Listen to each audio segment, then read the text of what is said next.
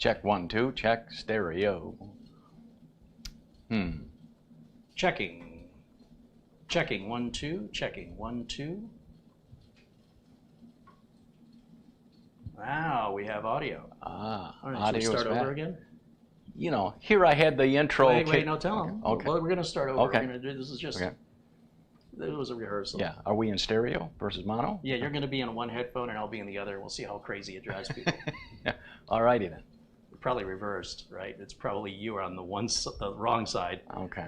All right, thanks for the feedback, everybody. Right. I believe we're going to start over from the beginning again. Take 2. Yeah, now I'm sorry I put Yeah. DVR mode on. Everybody could go back and watch that now. Okay, please stand by.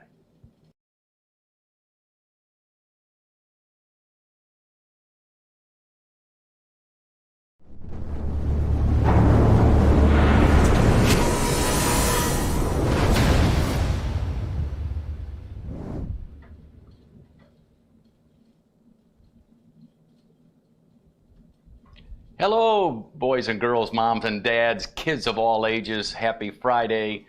Kerry finally let me do an intro instead of him doing the intro. I guess we've got sound. We made a bet where he couldn't talk for 2 minutes, but I guess I'll take that back and let him talk. Just wait 5 more seconds because I can't really. I Can't do it anymore. How much? What did I get? Yeah, 12 seconds. All right, so. That was really There you funny go. the first time we did it. Yeah. But we didn't literally mean to not have any audio. Right. We're running a release candidate 2 of OBS version 28, which is still, a beta. It's not officially ready for prime time. And it actually, it's not a fault of the beta, but rather I was trying to improve the quality of the sound and the picture. I hope today's picture, should look really, really good as I dial this camera in. And it's sweaty. Actually, my shirt's pretty good now. Yeah. I went outside for 20 seconds and looked like it was raining from my sweat. But today, it's Friday. Yeah. Yeah, and we've got part 2 of the beautiful train build. Yeah, this is going out to Peter Laycock. And speaking of which, I think it's his birthday this Monday. Is he 71 years young? I think that's right. Woo! Yeah. But thank you to Peter as always. He gave us a contribution before the show. And then again in Super Chat here. Are we doing okay on that? Okay, good. Just making sure it wasn't doing that shuddering. You're not having a stroke, are you? All right. I could be. Okay. I could be. We need an Apple box for me to stand yeah. or an Apple computer for me to stand up. The lights aren't flashing. It's just a ceiling fan. I'm just telling you. Yeah, I know. I was debating whether or not to turn that off, but it's so hot. We'll see how annoying it gets if people don't like the.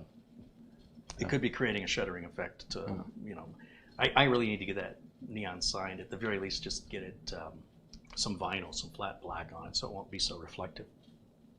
But I'm really getting this new camera dialed in, and I am positively loving it. I was having my doubts. I was thinking, ooh, I might have made a $9,000 mistake. I'm really actually with sales tax almost at $10,000 to $9,500. I'm really impressed. It's dialed in. It's razor sharp. People are saying the picture's just great. It so better be for all the money I spent.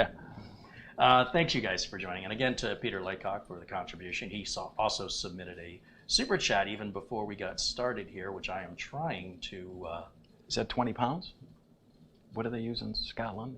Yeah, they're on the UK currency viewer activity. Oh, of course, it's gone. Yeah. Well, let me see if it still exists here in the chat room. Well, he was telling us. Hello, Kerry. Hello, Kerry and Mitch from Bonnie, Edinburgh, Scotland, where it's 60 degrees Fahrenheit, 16 Celsius, and it's raining. How's that for my actor chops? I could guess it was raining. Yeah. Photo memory. Yeah, it never rains in Scotland, Bonnie, Scotland. Yeah. It's just misty all the time. It's just so happy that it's crying tears of joy. Yes. Thank you as always, Peter. Our thoughts are with you. With the stuff going on, and it's lost a brother, and it's kind of a mixed thing, right? Is we got a birthday, and then a funeral. But you know what? I appreciate that he keeps me up to date on what's going on over there, and we're building this. I believe this is for his grandson Richard. I'm told Richard is watching. Hi, Richard. Hi. Everyone's going to be jealous. You're going to be the envy of all your friends with a very unique build. I got a damp washcloth here to get all the dust. I've been so busy this week. I haven't had any time to prepare this. It's so unprofessional. We're going to go live to people all broadcasting across continents, across the world, and I can't be bothered to take 5 minutes and open it up. I really should be ashamed, but I don't have any shame. All righty then. All right. Well, thanks you guys for help with the audio. And video can be better with a Sony. You know, I've been pretty impressed with Sony. Will you grab the Sony camera? Oh, wait. We have the new Sony camera. Okay. I want to try the new one. I just got the A7C, and I'm kind of curious if this might make for a better main camera. But I want to get, what I'm thinking is, there's some videos I want to make, like when you and I did the interactive PC build, and we were shooting and editing and piecing it together sort of the typical way people would expect. I've ordered a lens for this that should give me really good what they call bokeh. Okay. So not only do we have a wonderful depth of field where everything behind me is blurry, but then anything that's behind me and blurry and bright, like flowers or light bulbs, if it's like a night shot, they kind of have like this flare almost, kind of, yeah, they glow, and it's very unique to how each lens and each camera translates that, right? Because a picture is the picture. It's what everybody agrees that we see. The camera sees, we see it, but the bokeh, that's how the lens and the camera, how they artistically diffuse it in a way that's all new information for me. It's mostly used in photography. It's basically like a lot of wedding photography kind of thing, where you've got the forced focus of the people, you know, in the front, and in the background's just blurred. And then if you have anything bright in the background, you can see these round. That's usually the bride and groom. Usually, yeah. What's that? Who's focused in the foreground. Usually. I mean, they're the ones paying the bills. Right. All right, so here's what I'm gonna do. I'm gonna put this on auto. I have no idea if this is gonna work right away. I just got this the other day. This is the Sony A7C, and this is my only full frame camera. This is the reason I wanted it was to see what difference a full frame camera would make. And then I want to get this, I think it's an f1.2 50mm lens. It's expensive, but I think I'll take this with me on my trip to Michigan and take some nice photographs and videos. So let's flip this on. Of nature, yeah. Yeah, I mean, it's in the fall time out there. It's going to be beautiful. All right, camera girl. Let's put camera girl to work here. First of all, let me get a little closer and I'll show everybody what this looks like close up. The auto camera settings on the Sonys are just really, really good. If it's something where you don't want to mess around with settings, you just want to pull the camera out and hurry up and take your shot, the defaults, the auto settings on Sonys look really, really good. Now, with the Canon camera, I can manually adjust it to match every single setting, and ideally, realistically, you get the exact same picture. But you got to fuss with it, you know, you got to adjust and tweak it. With the Sonys, their natural default auto settings, even their auto white balance, they do such a good job with it. And then I've also got a Panasonic I'm going to play with. Those are your three big ones as far as I know. It's going to be Panasonic, Sony, and Canon. And everybody's got their favorites for whatever reason. But let me see if I can, tell you what, let me have you grab this. I just want to see if there's a, I thought there was like a movie mode. Oh, there is, yeah, let me put it in movie mode. There we go. So just with the dial on the top there, move that over. We've got the Tamron 28 to 75. It's an f2.8. And let me hand that to you. You're gonna not go too far. We'll grab the HDMI cable out of the close-up camera. Okay. And it's sharp, I'll give you that. So. Now, we haven't switched to it yet. Yep. I haven't done this before. I have no idea what it's going to look like. Oh. So let's see. Let's I think everything is on auto. Let's flip on camera 2. Okay, so come around here.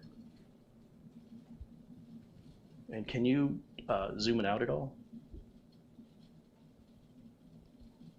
There we go. And then just come closer. Come a little closer. Boop. Yeah, that's sharp. Is that got a 1-inch? Yeah, you didn't shave. Yeah. Got anything in my teeth? Yeah. Hey, this is what it looks like when you work, Mitch. It's a 4-letter word to me. All right, so. All right, I don't know. So it looks a little yellow to me, but probably would have to set the white balance on it. You're already done with that one? It's too heavy, isn't it? Yeah. It's not too heavy, it's just it's uncomfortable. Okay, well, camera, go ahead and step that way. We'll go back to camera 1. Okay, you're clear. Let me see that again. And then you can take, here, hold that for me, right? Or just, yeah. I need 2 hands. Hold the camera for me. Thank you. And then, so these Sonys, they need a micro HDMI out of the camera on both the little RX100 pocket camera and of course on this larger one. And I just went on Amazon. Rather than buying all new cables, I just buy a micro to a standard HDMI, and then I can just use the HDMI, you know, those thin ones I like. Yeah. Can you see how fat that cable is? Yeah. And then of course we'd have to power it through USB. We got to color match it, but. But you said you'd be worried if this was the main camera of it possibly overheating, though, for shows. Well, it's the only thing versus the big ones here. That is a possibility. The fact that we're not recording on it helps, yeah. If we lower it to 24 frames, it's not working so hard. But then your autofocus doesn't work as fast because it's autofocusing every picture. So if you're doing 24 pictures a second, then your autofocus won't react as quick as if it's analyzing, let's say, 60 pictures a second. When we did 60 frames a second back at Studio A couple of years ago, people were complaining that their bandwidth wasn't able to, the video was stuttering for them. And when you have your resolution options there on the bottom of your YouTube window, there's no option to drop from 60 to 30. So unfortunately, it made it so the video wasn't viewable for some people with extremely limited bandwidth. But I'm told the video quality looks better, even if we're not shooting anything super fast. It just seems to have more depth to it. I might experiment with that. I've been playing around. I'm just very interested in the way the cameras process just out of the box. I want to be able to do as little change as possible. Not like this big Canon. This big Canon, I have to change everything, and I'm getting it dialed in. Yeah. It's getting there. I still think I can make it a little better. And then I want to get that f1.2 lens, that 50 millimeter for this. And like I say, maybe take some photographs, take it with me to Michigan. And, you know, for short videos, I'm sure it'll do video, you know, it won't overheat.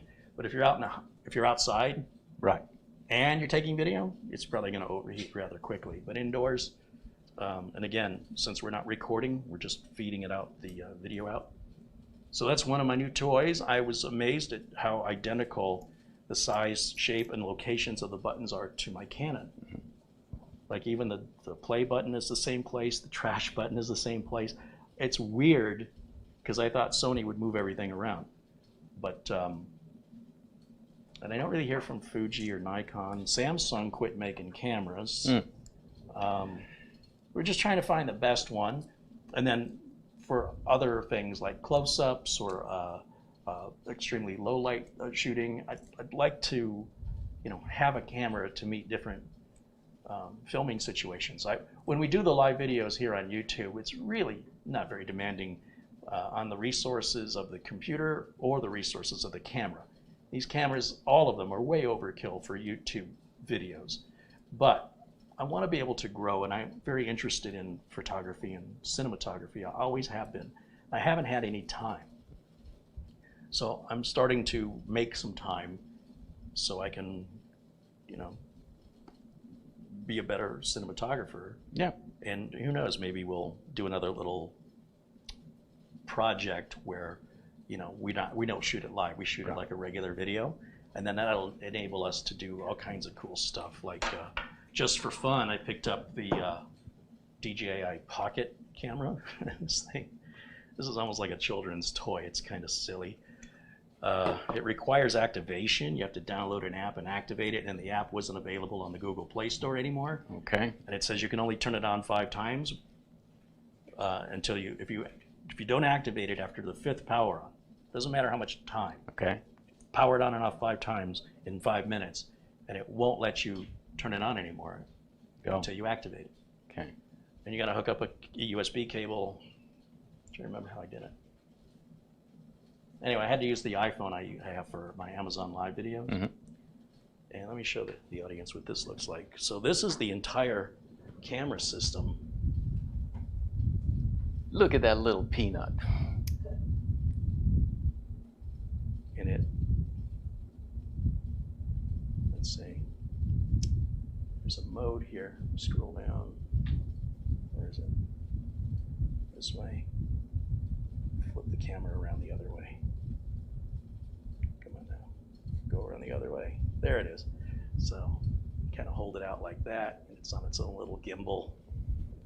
And it actually does a pretty good job. I mean, you'd think it wouldn't be very good for how small that lens is. It's only 1080. Okay. And you can put it in your pocket. Yeah. Screen is super, super tiny, almost useless, but you can, I think you can pair it to a cell phone and use your cell phone as the viewfinder. But of course, they want to sell you subscriptions, just like GoPro. Right. I basically had to install the app to activate the stupid thing. I was looking at another content creator who bought one of these and couldn't activate it. And then he's like, I guess I'm gonna have to send it back. And he was really looking forward to using this on a special project. So I don't know, I just bought it to play. It's silly. Cute, you know, take it to Michigan. Yeah, this little piece with the knob, it's kind of confusing because to plug this into the phone, you have to slide this piece out, and then there's a solid piece that ends in a USB, and then another one that ends in Lightning for Apple. You just change that out, and then you literally plug it in. Oh, I had to take the phone case off because it wouldn't sit all the way into the connector on either my S22 or my iPhone. What do I have? iPhone 6, whatever the latest one was. Anyway, it's kind of weird. How did that go in? Was it that way? Yeah, like that. Cute. Oh, and it just turned itself on. Hold the power button in, and then it shuts off. So I have some ideas for this, but that's just more me being creative and having fun. I don't know necessarily that it'll be good for educational videos, but maybe we'll make some fun intros or something. I got a package in the mail from the folks over at Be Quiet. Okay. I had no idea they were sending me anything, and it says celebrating 20 years, I guess. Okay. Be Quiet's 20 years old. Did you open it already or no? I did open it because I'm like, what did they send me? I Okay. haven't even talked to them in months.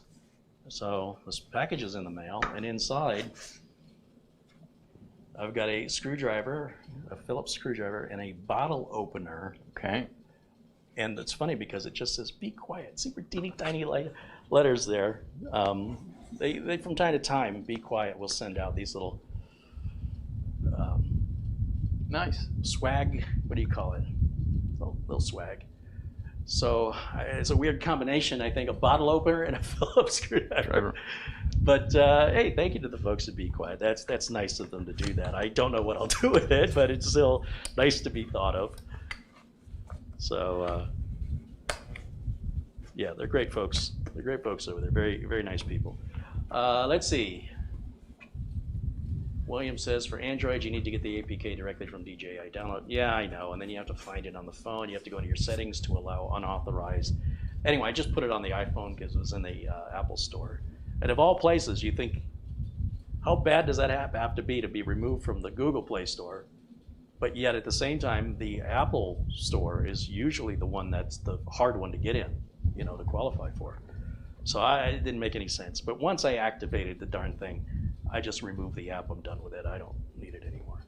So anyway, again, my thanks to the folks at Be Quiet for the little And gifts. just a reminder, Chad, did you all, any of you people like your Uncle Mitch who uses Plex to stream my media, both to my phone and iPads and when I'm at the gym, let's hope that you all changed your password. I did not want to, but then it finally said where, you know, I logged in and I had to, and so it wasn't that difficult. They walk you through it, and it's okay. And you know, all my media is still there, and it just was a little hiccup, but you had to do it. You had to change your password. Here's an article from The Verge. Plex breach exposes usernames, emails, and encrypted passwords. Change your password now. Well, you don't have a choice. If you use Plex, you will be forced to. Yeah. Streaming media platform Plex sent out an email to its customers earlier, notifying them of a security breach that may have compromised account information, including usernames, email addresses, and passwords. Well, Plex's message says all account passwords that could have been accessed were hashed and secured in accordance with best practices. It's still advising the users change their passwords immediately. Plex is one of the largest media server apps available, used by around 20 million people to stream video, audio, and photos that people they upload to themselves, in addition to an increasing variety of content the service provides to paid subscribers. Do you pay for it? I bought a lifetime How much is subscription. that? Oh, I think it was $105 or something like that for the lifetime versus maybe 50 a month or 50 a year or something like that. Yeah. So I can barely hear you when I'm standing next to you. You turn up your hearing aid. All right. The email states, yesterday we discovered suspicious activity on one of our databases. We immediately began an investigation, and it does appear that a third party was able to access a limited subset of data that includes emails, usernames, and encrypted password. There's no indication any other personal account information has been compromised, and there's no mention of access to private media libraries, which may or may not include pirated content, private nudes, or other sensitive content having been accessed in the breach. Uh-oh. Uh-oh. I might get famous. I don't use Plex, which is going to be really weird how they got access to my content that I don't have. Plex's email reassures customers that financial information appears to be safe despite the breach, stating credit card and other payment data are not stored on our servers at all and were never vulnerable in this incident. Cause of the breach has been found, and Plex says it's taken action to prevent others from taking advantage of the same security flaw. Quote, we've already addressed the method that this third party employed to gain access to the system, and we're doing additional reviews to ensure that the security of all of our systems is further hardened to prevent future incursions. So if you have a Plex account, you should take steps to secure it immediately. I put a link to this article in the chat room again. I'm just reading this article by Jess Weatherbed over at The Verge, and you know, proper credit where credit is due. I was excited that the 11900K was on sale at Amazon for like $302. And someone said, well, B&H Photo had it for $379. Well, then I checked back at Amazon today, and believe it or not, you can pick up an 11900K Intel CPU today. Let's see if I can share the screen here with you guys. Screen capture, where is it? Window capture, that's what I want. Properties, Chrome.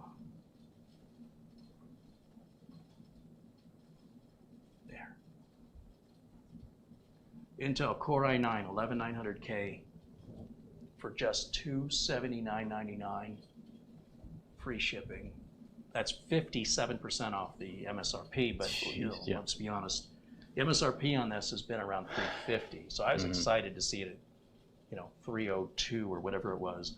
And then when I started hearing people say B&H Photo had it for $279, I was like, that can't be right. So I went over there and yep, it was $279. And then sure enough, Amazon has even more aggressively price match, I'm guessing. Now tell me, I don't think it comes in that box anymore. No, it's going to be in a regular. And then tell me, does the K mean that you need a graphics card, or does it have internal video or not? What is that again? I forget. the drugs have kicked in. So yeah. What's are you okay? No. No.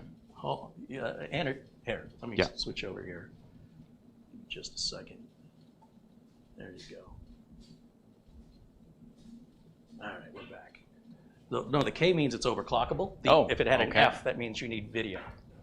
So yeah, Chad, I use Plex. I was almost tempted to try MB. A lot of people stream their content through MB, and then searching on YouTube, somebody talked about Jellyfin, which is kind of a weird name, but I watched a little video on that, and I kind of like the movie covers or whatever on that, and so. But I've been with Plex for so long, I'm used to it. I know it. It just works on my phone at the gym, and again, I think I've got 300 Blu-ray rips and 1,000 DVDs that I ripped, and then I don't stream my music through Plex, but you can, and again, I'm a big collector of TV shows that I like. Any of Hogan's Heroes, Sanford Son, Friends, Seinfeld, Everybody Loves Raymond, all those on my Synology NAS. And then when I was traveling here this summer in hotels in Singapore, the Philippines, before I go to bed, I could tap right on, because their Wi-Fi was pretty good, certainly in Singapore, and just tap right in and watch whatever I wanted. Because to be honest, when I would turn on the TV, there was maybe 1 or 2 channels in English, and the rest was all in their native language, which obviously I did not understand, but it was nice to be able to watch my own content 7,000 miles from home. So yeah, a little bit of a dizzy spell happening over there, so but yeah, I think she'll be all right. Just we'll keep moving forward. The show must go on, and and I'll do the close-ups that we need to do. I don't need a close-up of all the dust on the inside anyway. So anyway, what I was talking about was some real good deals. There's another great deal, which is the Intel, the 660p that I like to use. Well, they're trying to, I guess they're trying to clear all those out because of the fact that SK Hynix bought out the solid-state drive division of Intel, and they're rebranding it as Solidigm. So I'm guessing they're closing out all this Intel SSD inventory. Okay. I think it's the 660p 1 terabyte. Oops. Yeah, oh my God. I kind of fat-fingered it there. 660p 1 terabyte. Oh, did the price go back up? It was... Oh, wait a minute. I swear $69.99 for 1 terabyte Intel 660p. But it looks like maybe that sale, I mean, I just checked it an hour ago. Now I don't see it. I mean, the 512 gig at 66. To me, a 512 gig NVMe should be around $50. That's a good price, or less. It looks like they've got it at 83 penny, right? Intel 660p, 1 terabyte. Yeah, it's showing $83.99. Now I'm curious. I need to check my phone on this because it's been $69.99 for like all week. It's been a great deal. So I have my Amazon wish list where I keep an eye on certain things. Chris L says, "I'll bet Amazon's sold out." At that price, 1 terabyte for $63. And it's Intel, like it's a super name brand. It's not a high performance, it's a budget drive, but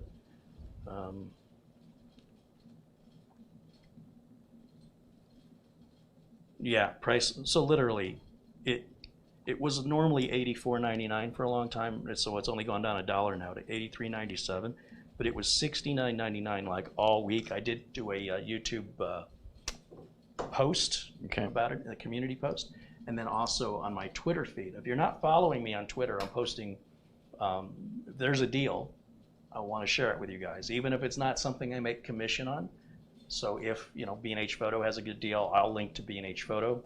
I didn't change the link because I wanted to give Amazon a day, because I thought we'll see what happens in 24 hours. Yep. And sure enough, Amazon has lowered the price of the 11900K, which is a unbelievable price for that chip. Yeah. I mean, the 12900K is still $560, which is way too much money. And Western Digital, they came out with this an NVMe that's 4 terabytes. It's a little under $800, and it's Gen 4, and it's like a super fast drive. So I've ordered one of those to pair with the Z690 board for a future 12th gen build that I think I'm going to do to replace this entire case and everything. I'll still keep it. Yeah. And what I'll do is I'll have like 2 or 3 streaming computers I can rotate between. And that's a 4 terabyte capacity. Yeah, and it's really super fast. PC World just did an article on it. Wow. Let's see if I can find it. That's a lot of storage. All right. Well, it's not unusual to see 4 terabyte NVMe drives, but they're usually quite expensive. And I tweeted this out too. So when I see articles like about Plex or about Windows 11, nice.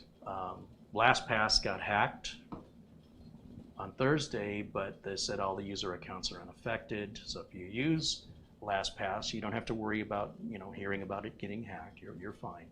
Everything's all encrypted. I'm gonna find that Western Digital story here.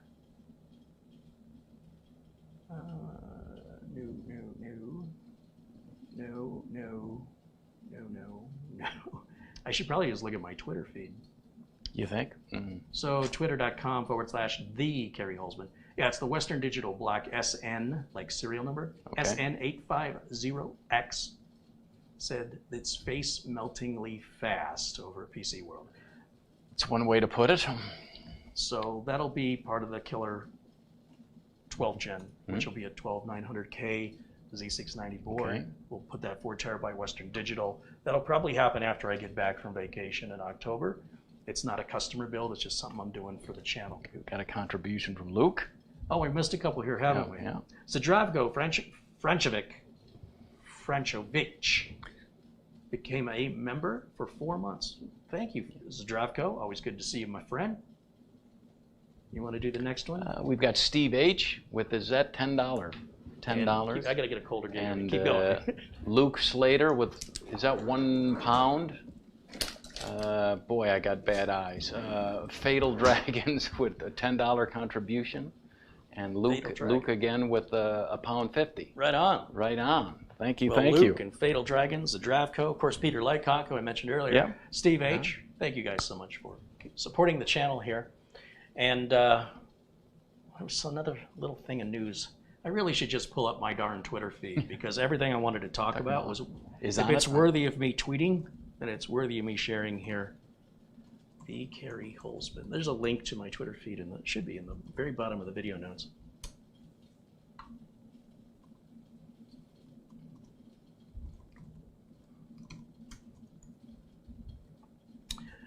You know what? Why don't I just follow my own advice and look at my own video notes? Okay. I'm trying to type it in manually, and I'm not having much luck here. Let me see. What is it? Yeah, twitter.com/the Kerry Holzman. I'll put a link in the chat room right now. Just put that. So that's nice when you find a bargain, you tweet it out. Yeah, I want all my friends to know, right? Whether I'm going to make a commission on it or not, I'm not paid to tweet anything out. That's just my own interests. Yep. And what have I posted? Oh, $300 data recovery showed, they have a little YouTube short, and they showed this drive that came in for data recovery, and he says other data recovery companies charge at least $1,000, at least, to do the data recovery on any drive regardless of the reason. Okay. And he shows you this drive has no power, and he's basically got some wire cutters, and he snips off, I think they're like little capacitors, or and I think he soldered. It only shows him snipping them off, and then the drive works. But I'm sure he had to replace it because the circuit would be open. Anyway, nice. So that I shared on my Twitter feed because I haven't talked about them in a long time. And then I have that link to the i9 11900K, which I'm going to delete that tweet now because it is now cheaper. Yep. So we'll delete that one. And of course, the big announcement from Asus. They have a board that was, once again, we have this problem where when they're manufacturing the boards, everything's done by machine now. And so they have to load the parts. Basically, these capacitors get loaded into like a magazine. Okay. And the magazine is fed into the machine, and then the machine feeds it onto the right part of the board. And it's all surface mount technology, which is how they do stuff now. And somebody apparently loaded the cartridge when they loaded the cartridge with the polarity reversed. Okay. The left side's the right side. Or, see, they're not real sure if it's the whole cartridge or if it was just a couple within the cartridge. But apparently, this was first discovered back in December, and only now has Asus come forward and said, we're going to honor the warranty. And 8 months later. And there's some videos out there that'll show you, if you have an affected Asus board, how you can tell by looking. There's a solid white line that indicates which side is where pin 1 is, and it's supposed to be to the right. If it's yours, it's to the left. And it's not a question if you're going to be affected, it's when. It's a ticking time bomb, essentially. It will just melt over time. For some people, sooner than others. I was a bit shocked because Asus is, so well known for the quality that they would take 9 months to finally acknowledge it and make people aware officially who might not be watching YouTube videos or reading these articles. So that's a bit of a disappointment that they've taken so long, but I don't really use very many Asus boards. But we are using one. Are we using one on here? Isn't this an Asus board? I think so, yeah. It's the, what are we using? The ROG Strix B560i. These are I think these are Z690s. Anyway, that was in the news this week. I just kind of look at what other things are in the news before we get started today. You'll see video card prices have really been plummeting, which is wonderful to see. But PlayStation 5 prices going up. Yeah. You got a 2-year-old console. 2 years old. Shouldn't the price be going down? And I still want one. I've got an Xbox One that was given to me, and I ordered a couple of games, and I can't figure out the games because I'm a moron. But it's nice in the screening room on a big screen with the sound. I will give you that. But I just don't have the patience. Yeah, I need somebody to show me the game. But you go here and you go here. I got it. Watch YouTube. Yeah. Okay. The ROG Maximus Z690 Hero line of motherboards. They think about 10,000 boards were affected. Okay. So I don't know how many they sell. I don't know what percentage that is. They are a potential fire risk. So that is critical. If you have an Asus ROG Maximus Z690 Hero, you definitely want to research that to see if you're affected by it. And I wouldn't trust serial numbers. I would physically look where they show you to look. And identify if that capacitor. It actually looks like a little chip. It doesn't look like a capacitor, but they're saying it's a capacitor. Okay. And they're showing you what orientation it should be in. And if yours is in the proper orientation, you're fine. If it's not, you should immediately take steps to get it RMA'd. So, I mean, Asus finally did the right thing, but boy, that sure took them a while. Well, let's see, a couple people just started following me on Twitter. And I can also live stream on Twitter, which is what I'll probably start doing once we get all this stuff ironed out. Right. I can start simulcasting it on Facebook, Twitter, and YouTube. But in the past, I've only had a half dozen viewers on the other platforms. But if you keep doing it, you stay consistent, it should grow as people start to expect it and know to look for it there. So in any event, Chris L says Bitcoin is down though. Yeah, Bitcoin's going to do that. Stay the course, yeah. Stay the course. Overall, Bitcoin is, for me, in my opinion, not a short-term investment. The potential that Bitcoin has is, sky is the limit.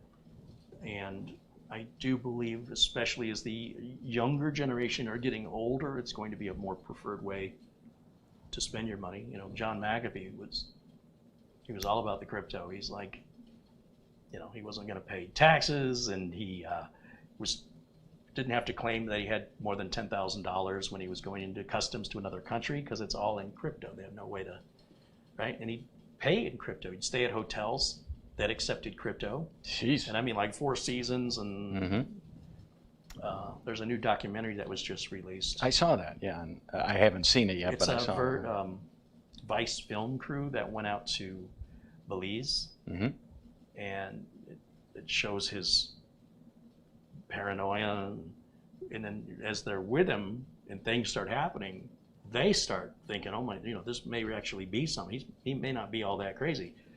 And it's all just raw sort of footage of them fleeing to Guatemala, and then they didn't get their passport stamped out of Belize because he was running.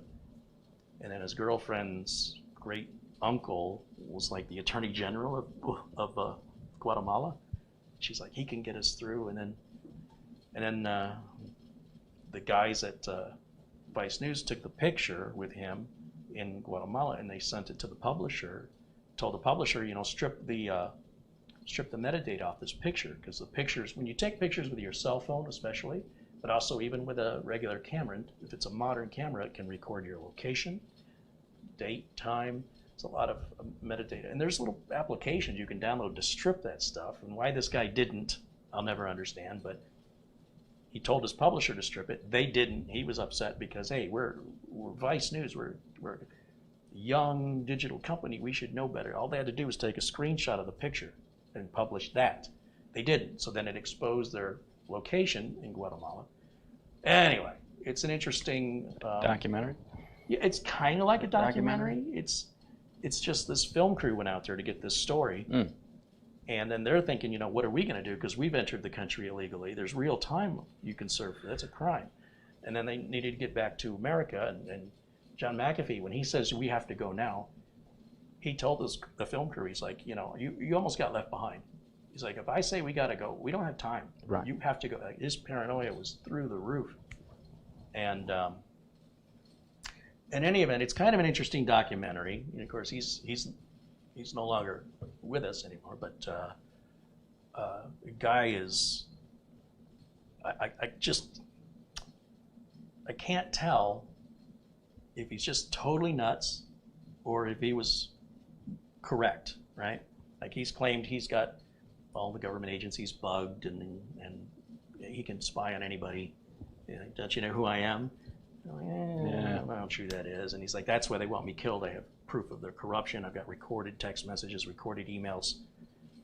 And he's going under disguise. So he goes into this shop and he's getting a wig, getting a pair of sunglasses. And she goes, are you someone famous? And he goes, yeah, I'm John McAfee. He's like with that thing on my computer? He goes, yeah, that. Like he wants you to know that he's famous, and then he doesn't want to talk about it. And then he's like, hey, you want to take my picture with the wig and the glass? And she's like, yeah, can I? And he goes, just don't post it anywhere, because this is my disguise. And if you post it, I won't be under disguise. Well, then why are you wanting her to take your picture? Oh, sure. Why would you suggest that? And then she had these sunglasses, and he goes, how much are those? And she's, oh, they're $400. You get them anywhere. And he goes, I'll give you $500 for them right now. And she's okay. And he just literally wears his little, and by the way, he's getting driven in a Bentley, and he's he's not exactly blending in. He's drawing attention to himself just in the vehicle. Okay. Anyway, he gets to the hotel, takes the wig off and the sunglasses off, and I don't think he ever wore them again. Jeez. Anyway, interesting movie, documentary. On Netflix, yeah. Is it on Netflix? It is Netflix, yep. I think. I can't keep it all straight. Samuel Kowalski just became a member for 2 months. He says, keep up the good work, Kerry. Thank you, Samuel.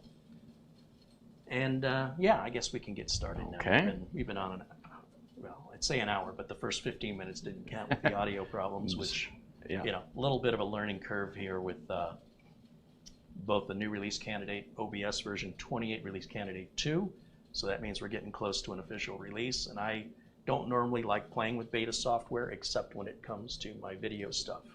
So are we going to actually install the motherboard? Yeah. Yeah. Nice. So what we're going to do first, let's see if we can, I need to get the regular video feed up. We are going to take that track and let's just get that out of the way, because that's just a piece for show. Okay. Just set it, or here, just hand it to me. I'll set it over here where we won't trip over it.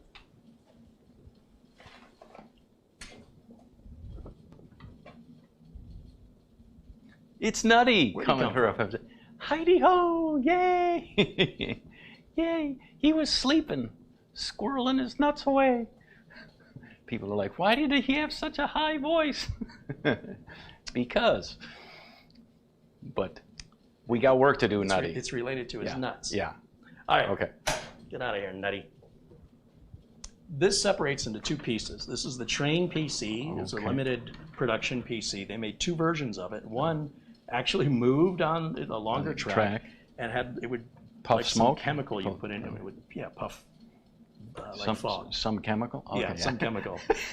It was vaping. Yeah. Okay. All right. So these pull apart, and you can see the power supply for this. We got a lot of dust in between there. The power supply is right here. Yeah. We have a DVD slim drive right here on the front. Nice. Power button is right, that's silver in the center. Okay. We got two USB 3s right there. And the only thing that's in the main engine is the power supply. Power supply and the DVD. Okay. And then in the sort of coal car, which I think is what this is, we have there's a filter here. Okay. We have a bunch of dust back here, which see this little plastic tab that sticks out. That's sort of like the thing that it clicks into the socket here, sort of like some cabinetry maybe. But it is plastic, so you want to be gentle with it. If you try and bend it, it'll break that right off. Good luck finding any spare parts for this these days, So I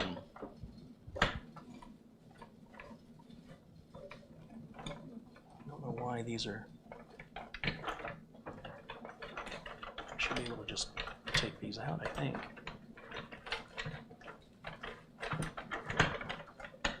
On this side here, we've got a screw here and a screw up here, one on each side. Okay. We'll take these off. And like you say, you sure wouldn't want to lose those, huh? Yeah, like I say, any sort of spare parts these days, it's just, at this point, this thing's like 10 years old, and they haven't made it in a long, long time.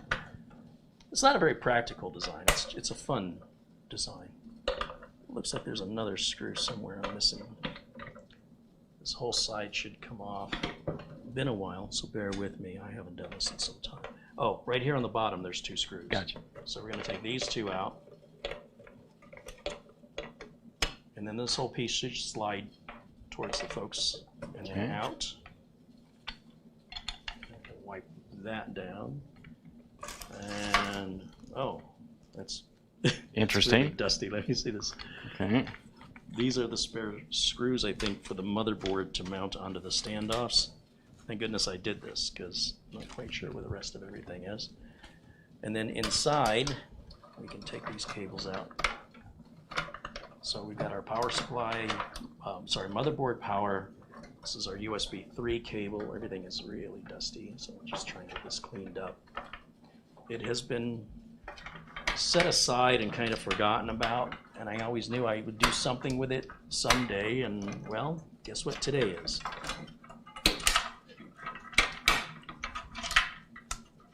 Did you say Peter's watching in the chat? He was in there. Yeah. And then he said he had to his go. grandson, Richard? This is for Richard, is going to be watching if Richard's in there. And he may not be able to chat with us. We've got the chats, but because of this just ongoing, never-ending abuse on YouTube, I've made it so that only our moderators and members can interact with us during the live feed, but everybody can watch. So it's a good opportunity to get this clean. So there you can see there's the rear case fan right there. It's pointing to this little filter back here that you will need to clean from time to time. Okay. there's 4 screws that hold the filter on, and I'll bring this up a little closer. And all you have to do is loosen the screws. You don't have to take them completely out. And then you give it a little twist, and this filter will come off. You'll have to clean that out depending on how dusty it is. We're obviously very dusty here in the desert. But there's 2 tabs here with the little plastic posts, and then the one in the middle, and that's what connects the 2 cars together.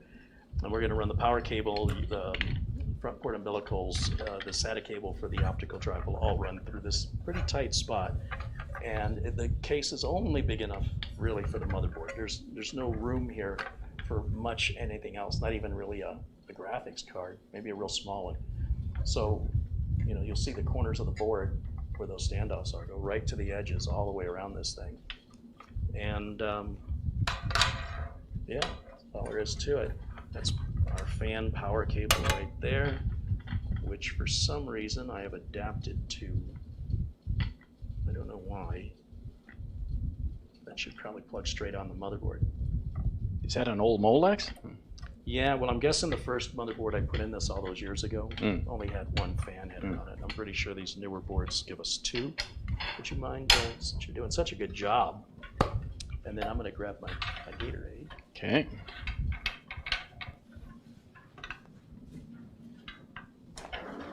Yeah, it's a very unique case. It sold for about $250, I want to say, which was a steal, you know, based on just won't this be a conversation piece if you had it right on your desk, right next to your monitor?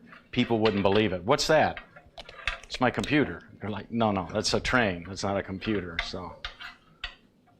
Well, they'll be able to tell by seeing the cables. Yeah. Right. Yeah. It's a really unique conversation piece, and it's highly unlikely you'll ever meet anybody who's got one. So the exclusivity of it is pretty special. And then I've got the some Q-tips down here because this thing has so many nooks and crannies for dust to get into.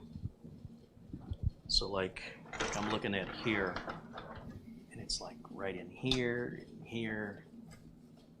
Even that's having a hard time.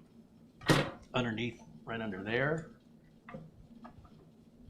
Yeah, it's just really not a good design for Arizona, I'll tell you that. And then all these vents, they're all dusty, and the cloth just doesn't get in there deep enough. I don't even remember what power supply. This is the original power supply we put in there. It's not sure what it is. So the way the power supply goes in, these are the same thumb screws. They're all, you know, you don't have to put them exactly back, right? Because they're all the same. And I'm just curious what size power supply this was. What do you think it is? I think it's a 400, but I'm not sure. I remember 10 years ago, the slim pickings to get small form factor power supplies. Now, there's a lot more options out there, but that whole piece comes off. Oh, there's another thumb screw right down in the middle there.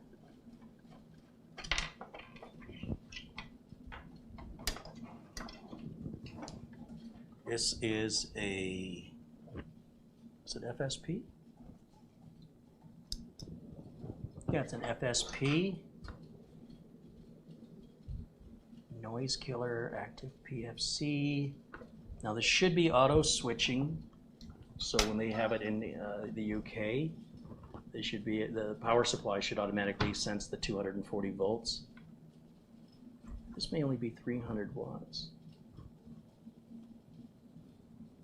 Still probably enough. More than enough, I'm sure. Oh, so much dust in here, Mitch. I'll tell you what, let me get my duster. Stand back. I will. Give me a second. Things are going to get. Yeah, give me a second. Yeah.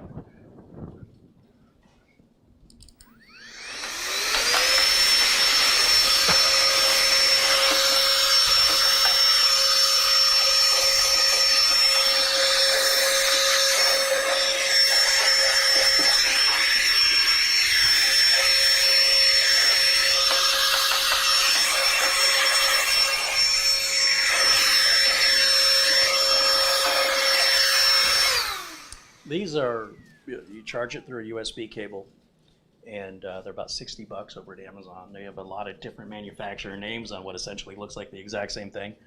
And I've got them in the Amazon. I've got a little Amazon store. If you look down through the video notes, you'll see a link that takes you there. Anything you purchase at Amazon using my link, even if the link's taking you to a product you're not purchasing, but while you're at Amazon, you search and find something else, I still make a small commission. It's an anonymous way of supporting the channel. I can only see what was purchased when. I cannot see who purchased. So you don't pay any more. You know, there's no difference in shipping or cost to you. And it kicks back a small commission, I think 1.5%, maybe 2% on whatever you're buying. So, and you get this nozzle, and then you get a just kind of a straight straw. one. And yeah, go ahead.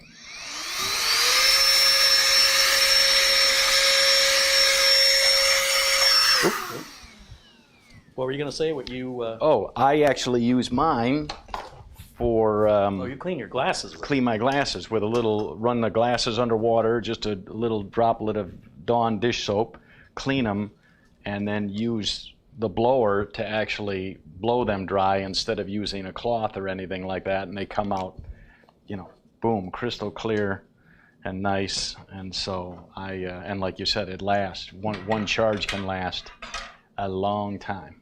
Would you do me a favor and get right down into that corner? Make sure we do right by Peter. I mean, I'm sure there's still going to be a little bit of dust and crevices, but you just consider that a little souvenir from Arizona. You can have look out at your rainy day and have a little bit of the desert in your computer. And yeah. There's so many little crevices, though. I mean, apart from running it in under taking a power supply, running it under a hose. I don't want to do that because I don't want to create any rust, because then you'd have to make sure you dry it. Yeah. And then, of course, you're going to have to dry it with air, because if the water's sitting in those little corners, it could turn to either water spots or even rust. So, all right, let's take another look here at the chat room and see what we're missing.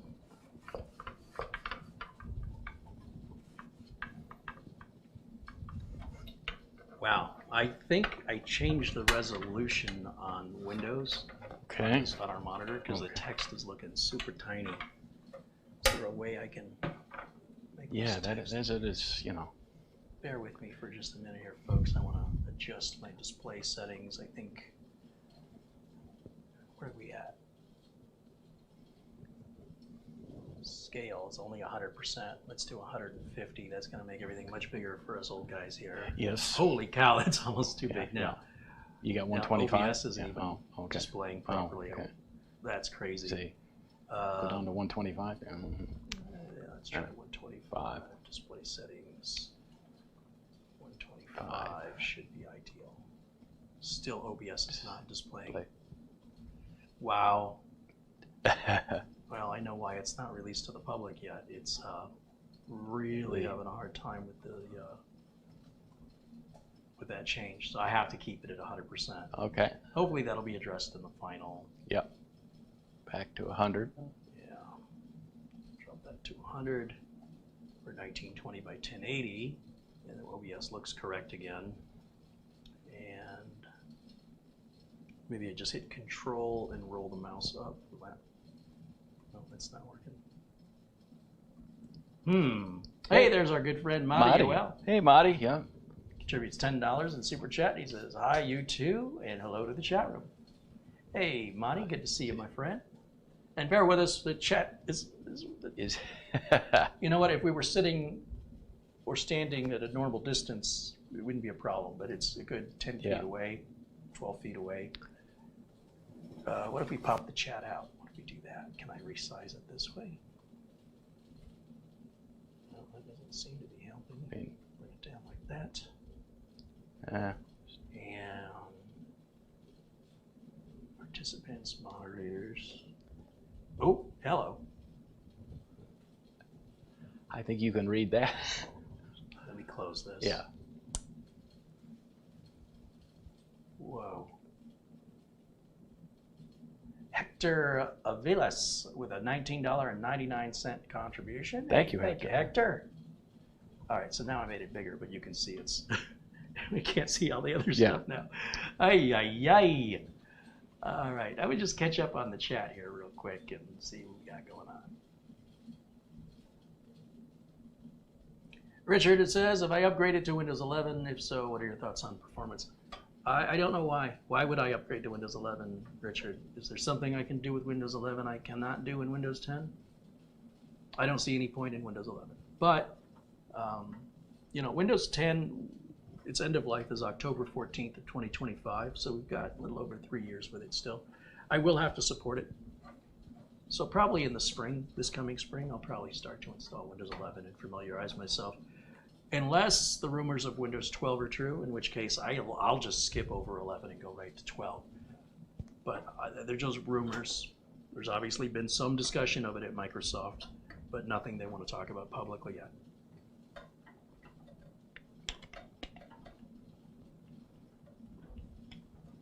Is my microphone on, they want to know. Is yours on? Indubitably. Oh, yeah.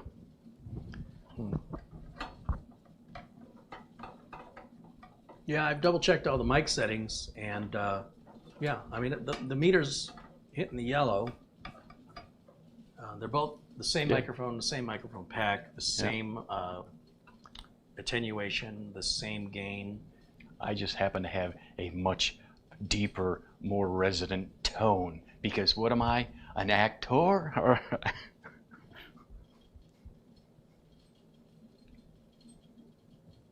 Carrie's leftish and Mitch is rightish. Yeah, we do have it in stereo today. So if I turn my microphone off, and then you're going to hear me now only through Mitch's microphone. Yeah, not good. Yeah, you can definitely tell my voice is pretty low. Now when I talk, of course, I should be by comparison much better, but I didn't realize a lot of people listen in headphones. Yeah, and some people have systems that are great for music, but no matter what you do, it's never going to sound good on their real high-end audiophile equipment. But, you know, some people listen through monitor television speakers. Some people have, you know, some THX surround sound or Dolby Atmos, or people might have headphones or earbuds. People might be watching through a phone, tablet, television. It's so long as you can hear us, it's clear. We don't have all the background noise we used to have. All of that other fine tuning, the Studio B is still going through a lot of upgrades right now, and it's probably 102 out there, so we do have the AC running. Otherwise, we'd be very sweaty. And let's see.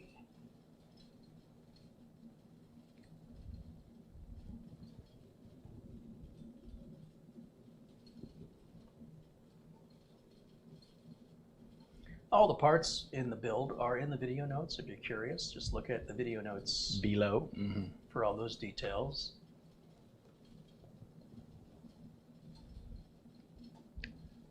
Mitch is so much louder. I don't know, we got our mics about the same place. Is mine up a little smidge higher than yours? But if anything, I'd say yours was lower. Oh. But no, you know, I looked into this, and like I said, they're the same microphone pack. I've double checked all the settings in the camera in OBS, and it doesn't make any sense to me at all. It's absolutely, completely illogical. You know, the only thing I can think of is if there's some way to just turn up the volume on, say, the left side only. But as far as I know, that's not a thing. And yeah, you know, I keep looking. Like, there's got to be something I'm missing, but I don't think we should make a big deal. I know you can hear me. Yeah. So. And if Mitch is a little louder, you know, as long as you know, when my mic is off, it obviously makes a big difference. But those are little refinements I still have to spend some time on. Looks like I missed a couple contributions. Ian Gooch with a 10-pound contribution, a super chat. Thank you, Ian. And then Roy Starman with a $10 super chat. I need a steam whistle sound when the computer starts. Hey, you can set Windows up to do that. Yeah, sure. Yeah. And why is it in stereo? We had an audio issue at the start of the show. And in messing around with it, I wanted to see if it was a left channel, right channel, and I turned mono off. Jim thinks mono mode, the audio levels out better. We could put it back in mono and see what you guys think. I just wanted to experiment and get your feedback on it. Okay. All I have to do is check this box right there. Famous last words. Okay, here we go. And now both of us will be at the same place on the audio. But to me, the audio's gone down. And we haven't changed anything. It's just automatically gone down for some reason. That's really bizarre. If we go into the filter of the audio, we can turn the gain up through OBS's audio processing. Let's see. 103 here in Phoenix, yeah. It's freaking hot. And humid, which is rare for Phoenix, because usually it's it's not rare in August. Bone dry, yeah. Filters. Crank up the dB. Whoops, that's not what I wanted. I want to cancel that. Gosh darn. Now I don't know where that was anymore. 10. It was a 10? Yeah. Because I don't see a cancel. Maybe I just close it. Right click, filters. That looks good. So I got 15. I used to get this at 17. So back before I was making the changes, this setting right here. At 17. If you're wearing headphones, beware. Okay. It might get a bit loud. I used to have this at 17, and it seemed like it was getting too loud. But even now, we're barely hitting the yellow in the meter. So I'm not exactly sure what's happening with. It is a beta though of OBS, and it might be related to that, or.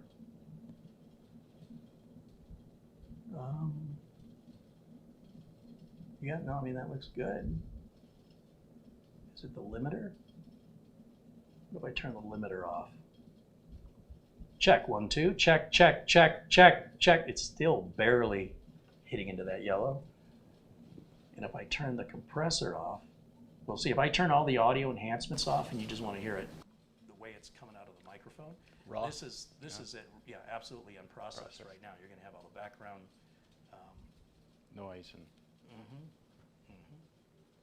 So we don't want that. So we definitely want to put the compressor and the limiter back on. But that output gain, I mean, with 17 dB, it's crazy.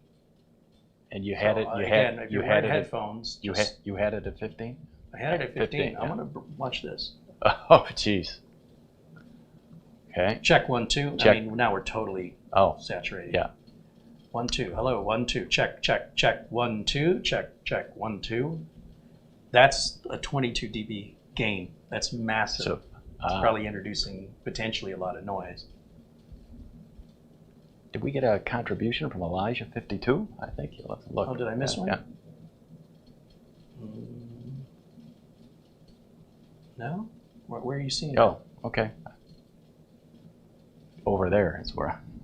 Yeah. Yeah. It's good to see you. Did you scroll up? Yeah. Right there. I'll be gosh darn, it's not showing over on the left, but it's showing on the right. Elijah, 52 Dickens, with a $20 super chat contribution. Just shut by there, buddy.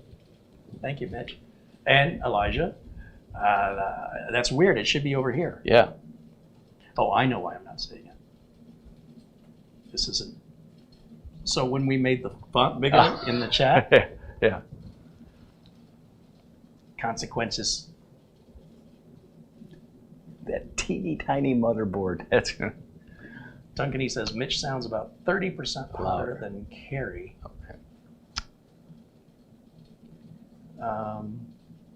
What Sony camera did I have? That's a A7C Sony. Is there a pan control? Well, there's a balance if that's what you're referring to, but the microphones are exactly the same microphones. I've gone through every setting in the menus of both the sending units and receiving units. I've gone back through the camera settings. So, yeah, we'll let it go the way it is right now. Yeah. And, we'll fix it in the future. Yep. All right, so getting back to this, we'll set this part of the train aside. The engine, set that there. And then let me go grab the motherboard. Does that motherboard have a built-in I/O I shield? thought it had a built-in I. It does. Well, that's going to make installation a piece of cake. Oh, I have some new microphones coming too. Some this piece here. Nice. The actual lavalier part. And if these are kind of chunky, so yeah, these other ones aren't. They're like a month on. They're like back ordered for a month. But when they come in, we'll play around with those too. And if you missed, chap, part 1 of the I can totally see of the show. Yeah, this is our motherboard that we're installing. That's because Mitch is 30% taller than me. Thank you very little. All right, so that's the box. That's the box. And here's our little doodad right here. Magnet says, "What's your favorite recording software?" Boy, that's heavy. Recording what? I don't understand the question.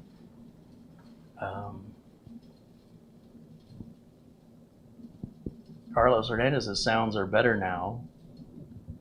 Yeah, it's very strange. I mean, I can visibly see when I'm talking where that line is, where the graph is going. Talk again. Yeah, I am. Am I 30% taller? I don't know. But again, our mic's positions seem to be about right. Is it? I don't know. I mean, I'm talking not as. Your level's looking good now, same as mine. So okay. I don't know what's going on. Yep. But this, again, I'm not too worried about it. Now, if you weren't hearing us at all, that's a different problem altogether. But I'm aware that there's a little gremlin in the audio, and in fact, I brought back some connectors from Studio A instead of going through XLR to go in through regular 3.5 millimeter, and I haven't hooked it up yet. So just been a busy, busy week.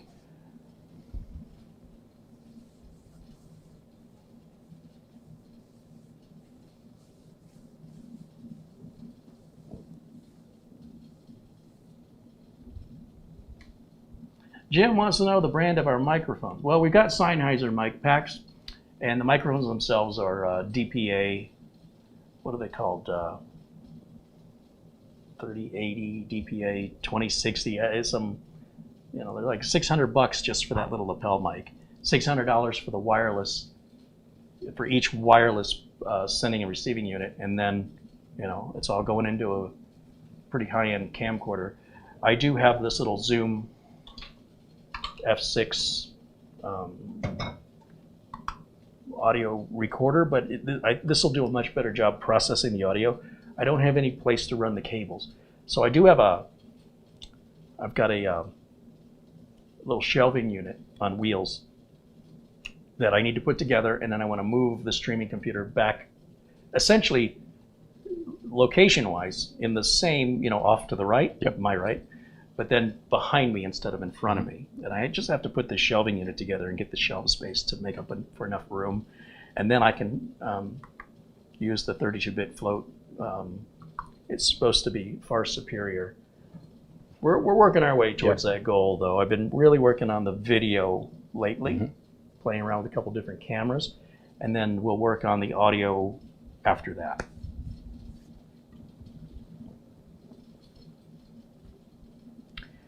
All right, so Joni Nyman says, I've installed the pre-release of OBS 2 since it has application audio capture built in. Oh, that's good. Yeah, if you're using Skype or something, instead of having to use the NDI interface. So Jim Barksdale said, what frequency is your mic transmitting on? I couldn't tell you. They were synchronized and paired individually for a clean signal, and they're just sort of left that way. So all that's going to do is improve if we have any static or issues regarding interference. But I don't believe the frequency that we're on has anything at all to do with the volume. All right, so putting the motherboard into this case is a relatively routine. There's only 4 screws on a Mini-ITX motherboard, basically just one in each corner. And what we'll do, again, I certainly can handle that if you want me to. Oh, I don't need to do that right now, the little camera. Let me just step over here. Okay. And hand me the mouse. Right. Thanks. Let's see here. Somehow that got all resized too. Okay, now I can see. So here we've got the board. This is what we did last Friday. We prepped this board with the CPU, the RAM, the solid state drive, with backplates already built in here. And then we're just gonna line that up right there. I'll make sure that's out of the way. Helps if I hold it the right way. And yo.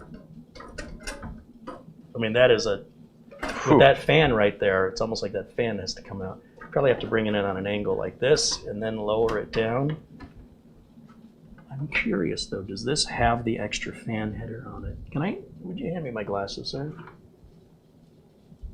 And that flashlight? I probably should have did this when the motherboard was in my hand a minute ago. Oh yeah, we have a CPU optional fan header we could steal. Okay. We have another fan header up here at the top. Do we have any other fan headers? Is that it? I think that's it. So you know what? We're going to take this adapter off of here. We'll take this twist tie off as well.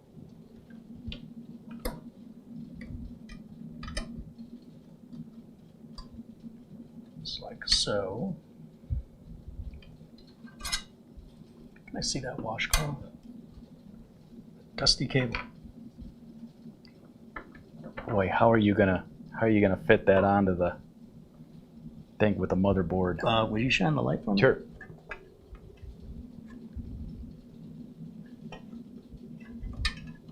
So that should just go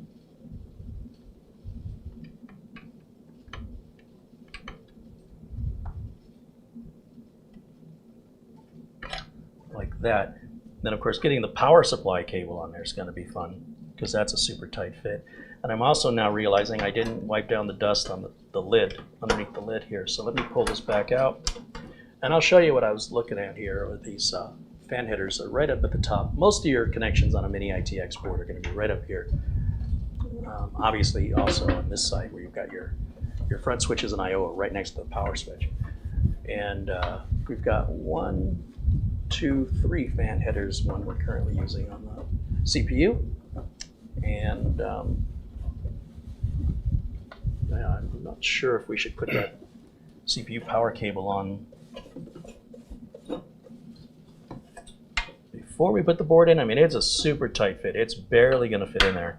This rear case fan is sort of getting in our way of installing. Do you want to take it off? I mean, I don't want to. I probably should, but no, I don't want to.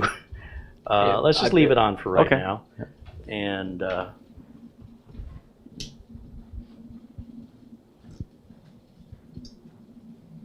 check out our camera person to make sure they're okay. They've been awfully quiet over there. You have a shout out there? Oh, another contribution from Luke. Great content mentioned, Carrie. Keep it up. I'll tell you, Chad, I've got down in Tempe is a college, Arizona State University, and they've got a pretty good film department there. And this coming Wednesday, if you're an actor like me, I get to go down there, and there's probably about between 20 and 25 directors that are going to be all shooting projects here in the fall for their classes. And so they said this coming Wednesday, if you're an actor, come on down, bring your headshot or business cards and meet the kids, and we'll put you in the database. And that's very nice. I kind of like helping out students, like back when I was 40 years ago going to the American Film Institute there in Los Angeles. And that was 40 years ago? They had film back then? Yes. They did. No, we just painted on campus. Yeah. So. Oh, like Wile E. Coyote? Yeah. So the lid's good, and yeah, there's a pity that you can't install the thing here on the outside and get it in, but yeah, you won't. Yeah. Well, you know, the fan probably should come out, but I just don't want to take it out. No.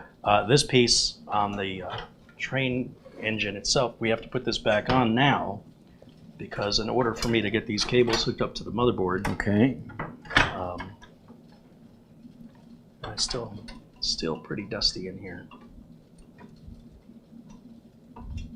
Well, you know, now that we've taken it this far, why don't we just take this whole power supply out and I can properly dust it.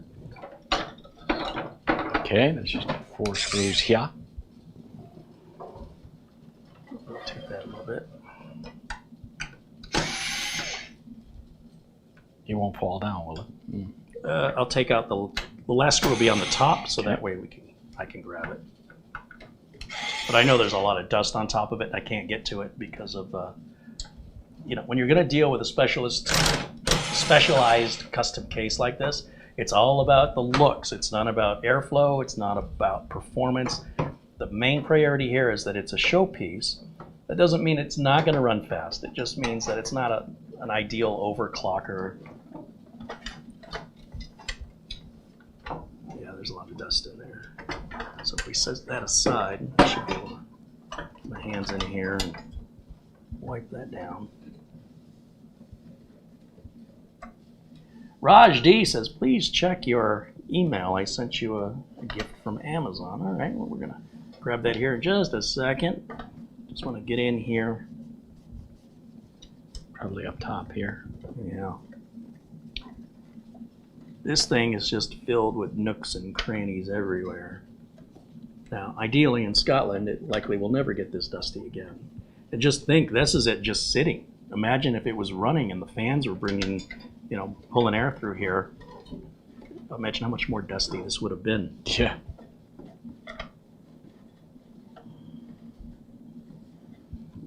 If you would, just see if you can rotate that so people at home can see the inside of what that looks like.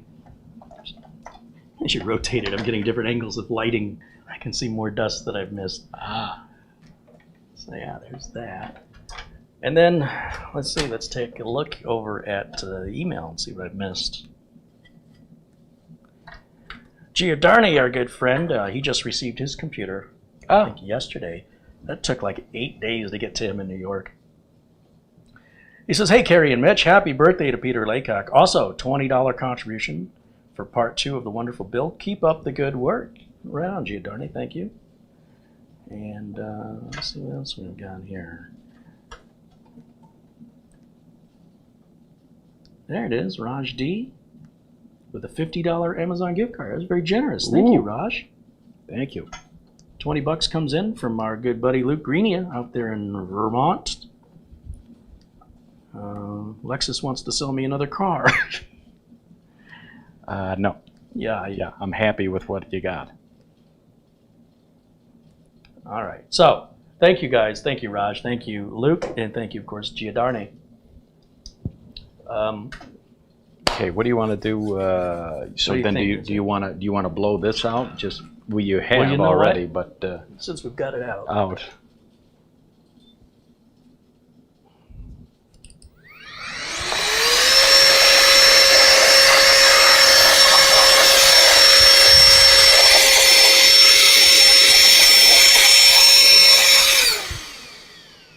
Where's my optical drive? Should be right there, right? Yeah. No, wait a minute. Did I remove it? Well, now I'm concerned. Why would I have removed it? I'll be darned. It looks like I've taken the optical drive out of it.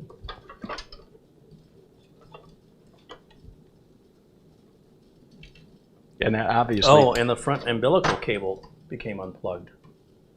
Oh. Okay. What were you going to say? And obviously that's a slim. That's a slim. Yeah, and I had a hard time because it needed an adapter for the cable. The way the SATA connector and the power connector are. It's a smaller power connector. Okay. And then it was this hard adapter. So if you put any pressure on it, you could crack it. Let me, I'll tell you what. Just clean this up a little better. And I'll grab that little camera and we could do some close-up shots here and give you an idea what this looks like on the inside. Okay. Because that's really the part that I would want to see. Mm-hmm. It's like, okay, we get the idea of the outside, but I'm going to show you how confined and tight it is to work in here, and there's not a whole lot of room for error. Yeah. Do me a favor. Actually, no, you're fine. You're fine. Let's go back to, should be camera 2. Why is camera 2 not activating? Oh, that's why. There we go. So as we come around here,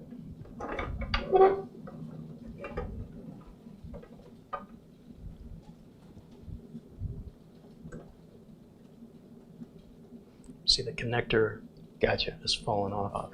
Yeah, way back in there. And there's a little tray in there.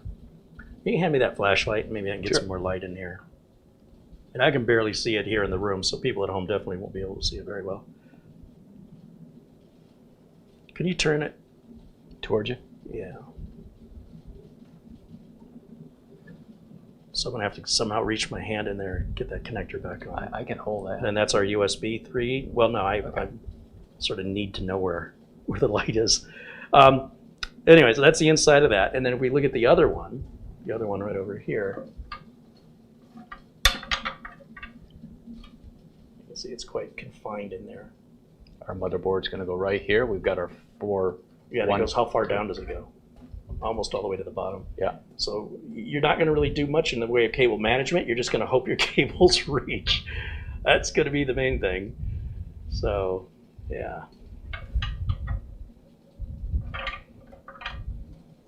And we're on the Sony R100 Mark VII. We're at 24 frames a second, so you're on this one.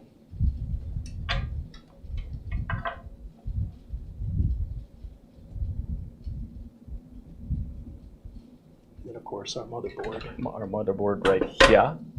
Which all you can see is the cooler.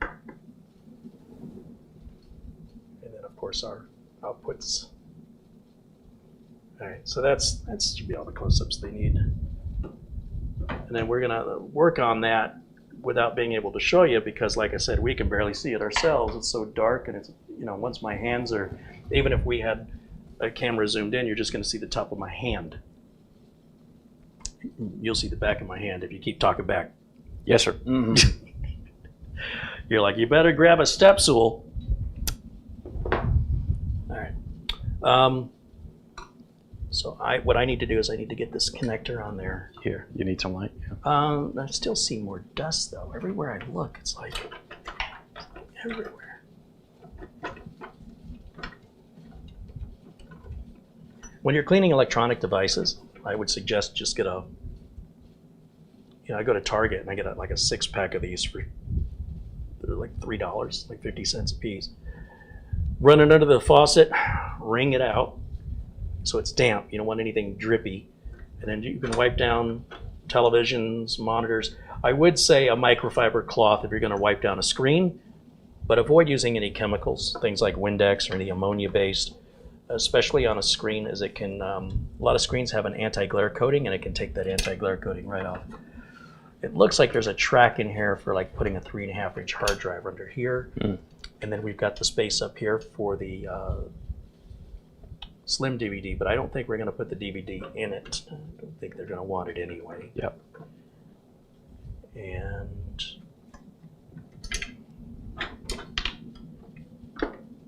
yeah, I got to come around the other side to do this. Okay.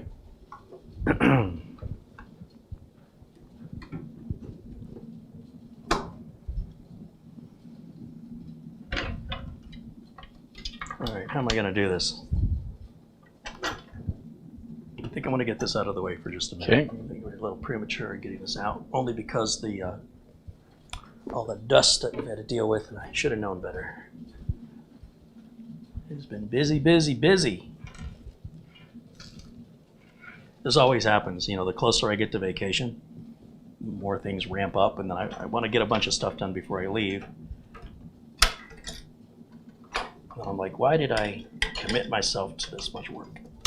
But, you know, for Peter Laycock, that's, you know, I'm super happy to do something for Peter. I'm finally glad I'm able to.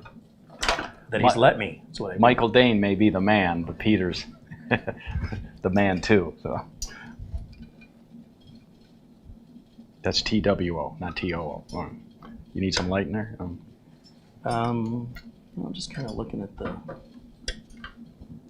orientation of the connector to make sure I've got it facing the right direction. You'll see they don't give you a lot of cable here, right? You've got to go through the other car with this and then over to the section of the motherboard. So it's gonna reach, but it's just long enough. You don't really get a lot of slack, because if you did, there's nowhere to put the slack. Really no cable management in here. Or it would be bigger. You got a joke of the day for us? I do. That's what I was afraid of. Yeah. You ready? Yeah. Let me think. Okay. Oh, I thought I smelled something burning. Yeah.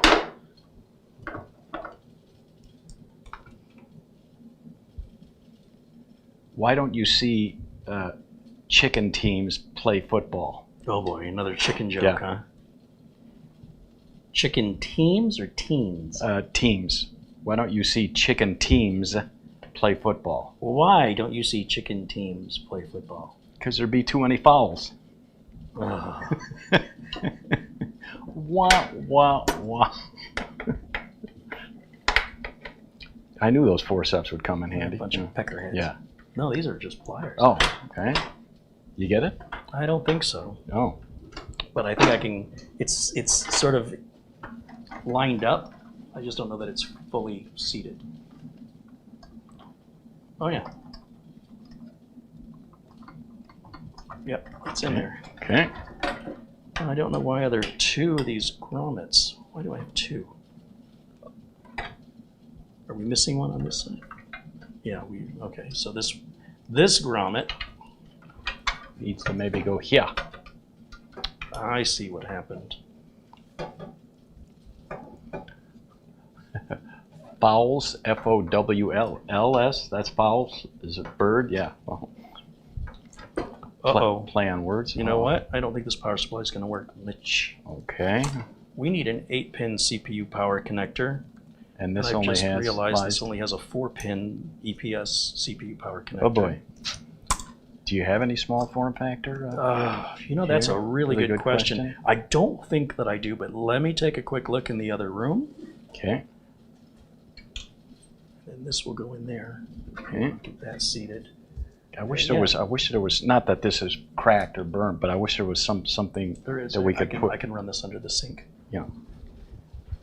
That'll get the. It's like a white film on it.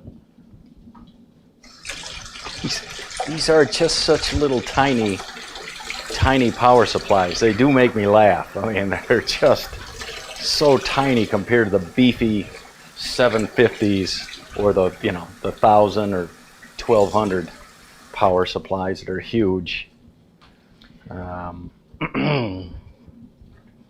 local police chief here did a talk on heroin. Couldn't understand a word he said. Okay. See, because he was on heroin. Yeah. That's a Tim Vine joke. Oh, it's an old joke you just made up. All right, yeah. Tim Vine, a British comedian. That looks much better.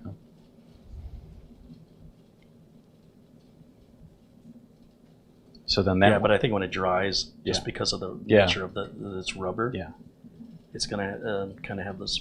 And no one's gonna see it, by the way. But it's got a little white. Yeah. It's almost like a film.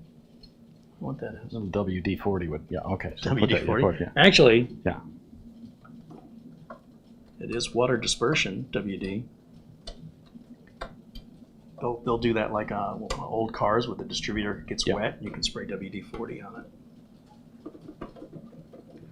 Okay. You got to look to see whether you have one, or we're stopped in our tracks. That's right. I forgot. I was going in the other room. I didn't even think of that. I just realized it as I was. All we're doing is trying to clean the dust off of it. Now I'm encountering things I didn't expect to encounter, but that's the world of PC building when you've got so many variety, the choice of parts you can use, and it's just amazing how most of the time it all really works well together. And Windows is able to. I'll run that one underwater.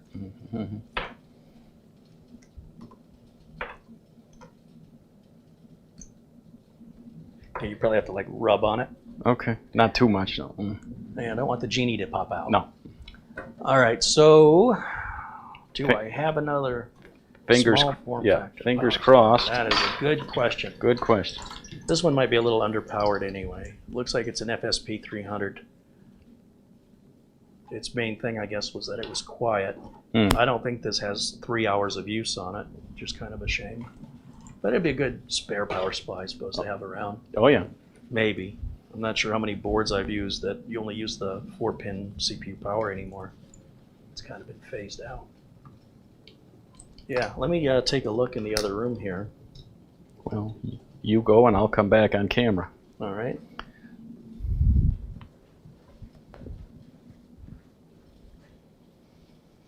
What do we have?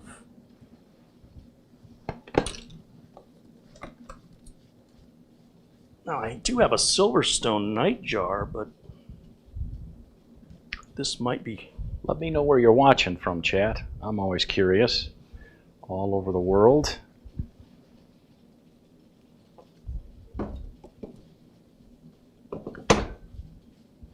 Well, bummer. Mitch the Legend, that's true. I got this all very nice.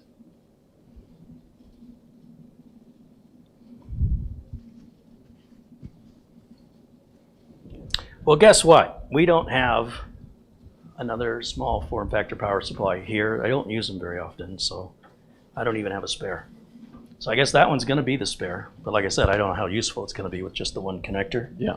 So we really can't go any further with this, unfortunately, because I need the power supply in before I can even... Yep. I mean, I could put the motherboard in, I suppose, but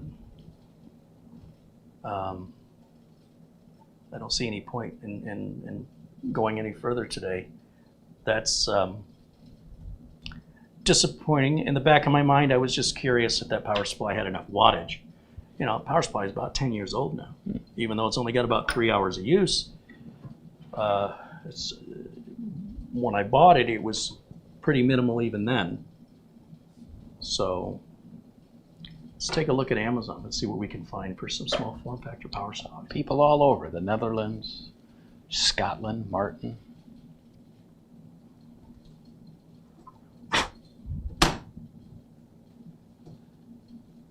Amazon. SFX power supply. 400 to 500 watts. Just show me all of them. This is under 400 watts. SFX power supply.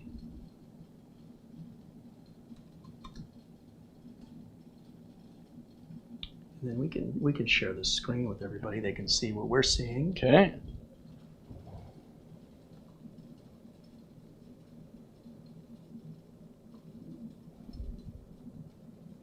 They don't need to see us. Yeah, who'd want to see that?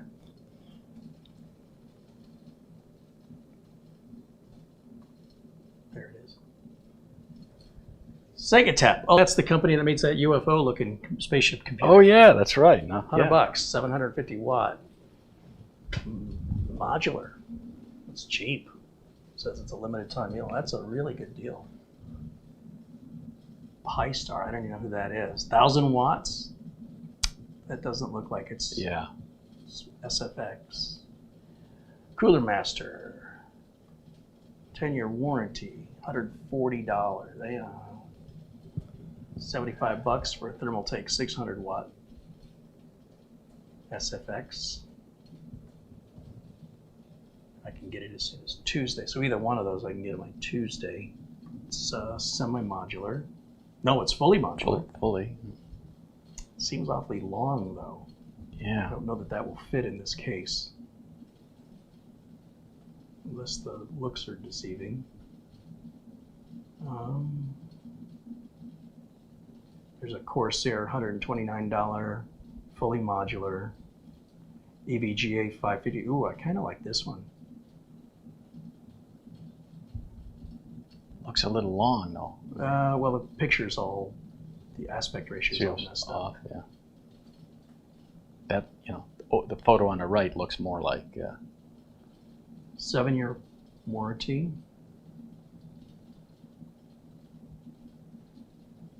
Is this a regular size? Oh no, there it is, SFX form factor. I think that's the one we're going to go with right there.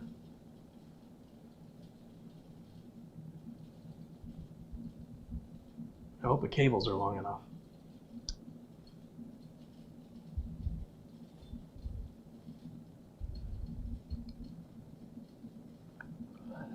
I think that's going to be the way to go, is to go fully modular on it so we don't have all the extra cables.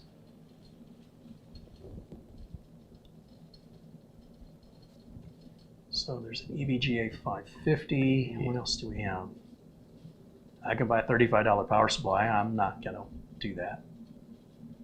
Be ashamed to build such a nice system and then cheap out on the power supply only to have that break. I mean, if it was a name brand and it was on sale, but a Pivia, I don't know. Not familiar. Look at this one, $358, 1,000 watts. How would they cram 1,000 watts enough? Is it small or full size? Well, you can usually tell by how big the fan is, right? Yeah. So it's the same size fan. It's just the case is tiny, so that's definitely a small form factor. But that's a lot of money. That's Monet, yeah. Wow.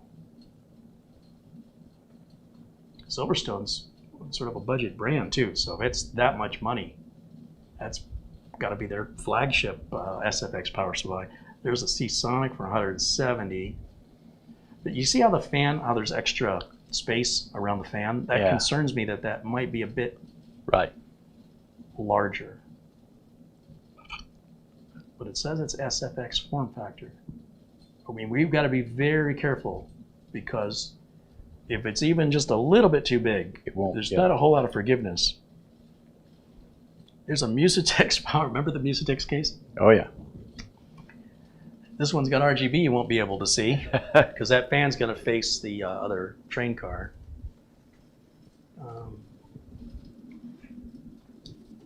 FSP, AGW. Yeah, I think that EVGA 550, why is this so cheap? This can't be small form factor. That's got to be normal size. No? Now, wait a minute. How can it be that cheap? Oh, it's not modular. That's why. And we would have nowhere to run those cables, so we have to go modular on this. Yep. So, yeah, I'm going to stick with that original choice back here, the 550 EVGA. It's the right price, the right wattage. It's more than enough, and I just have to find it.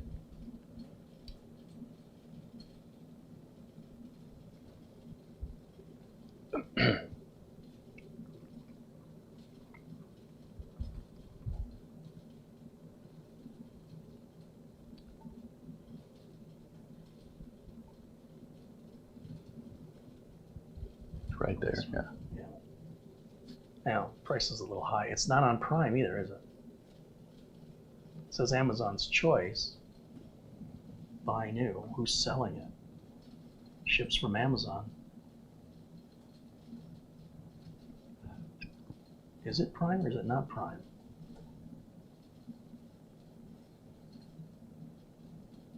It says Prime right here.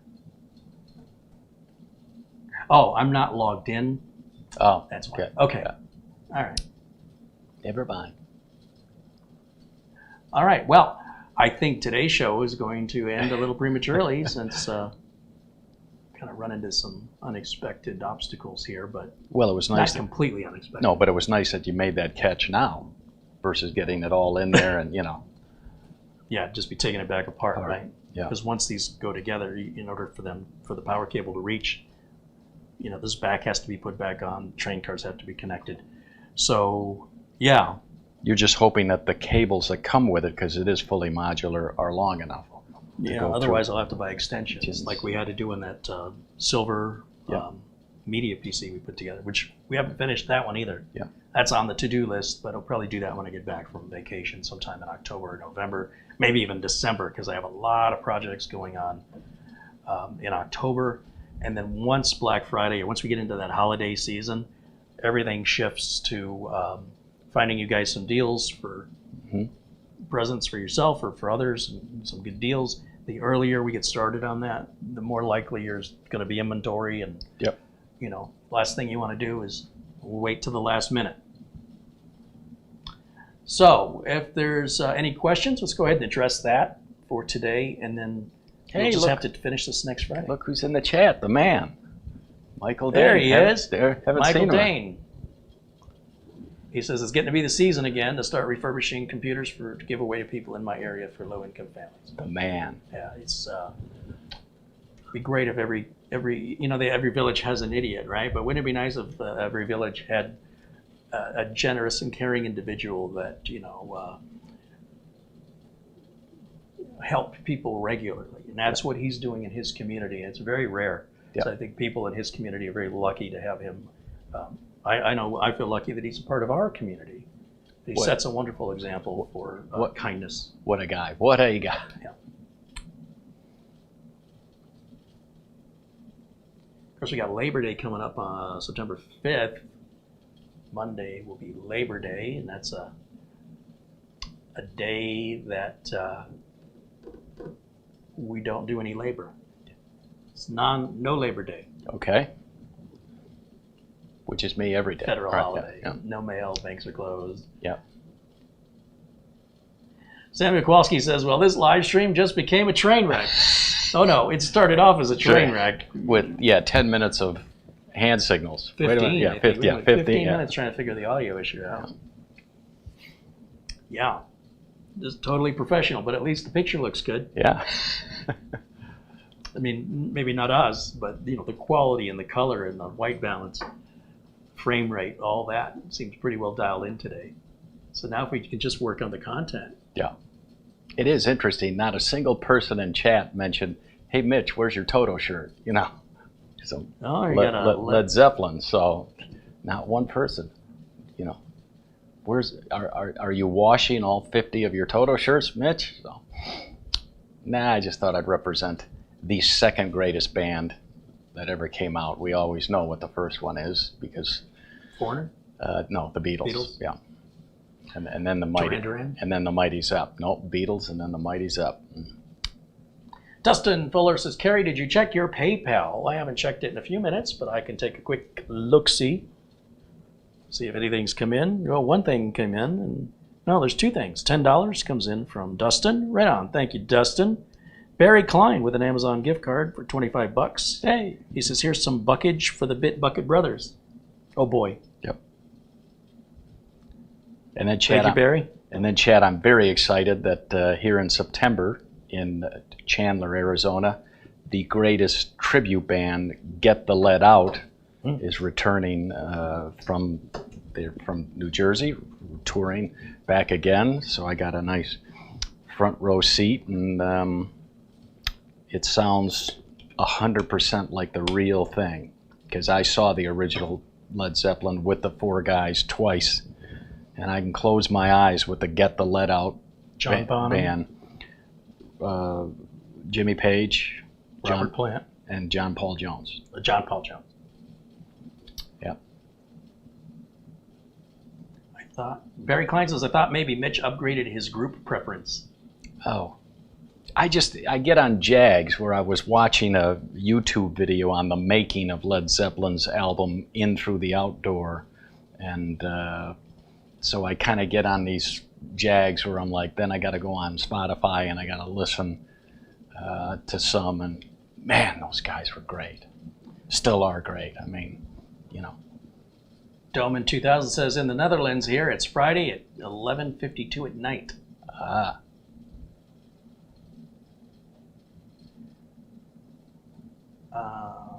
Fun on a Friday night watching us.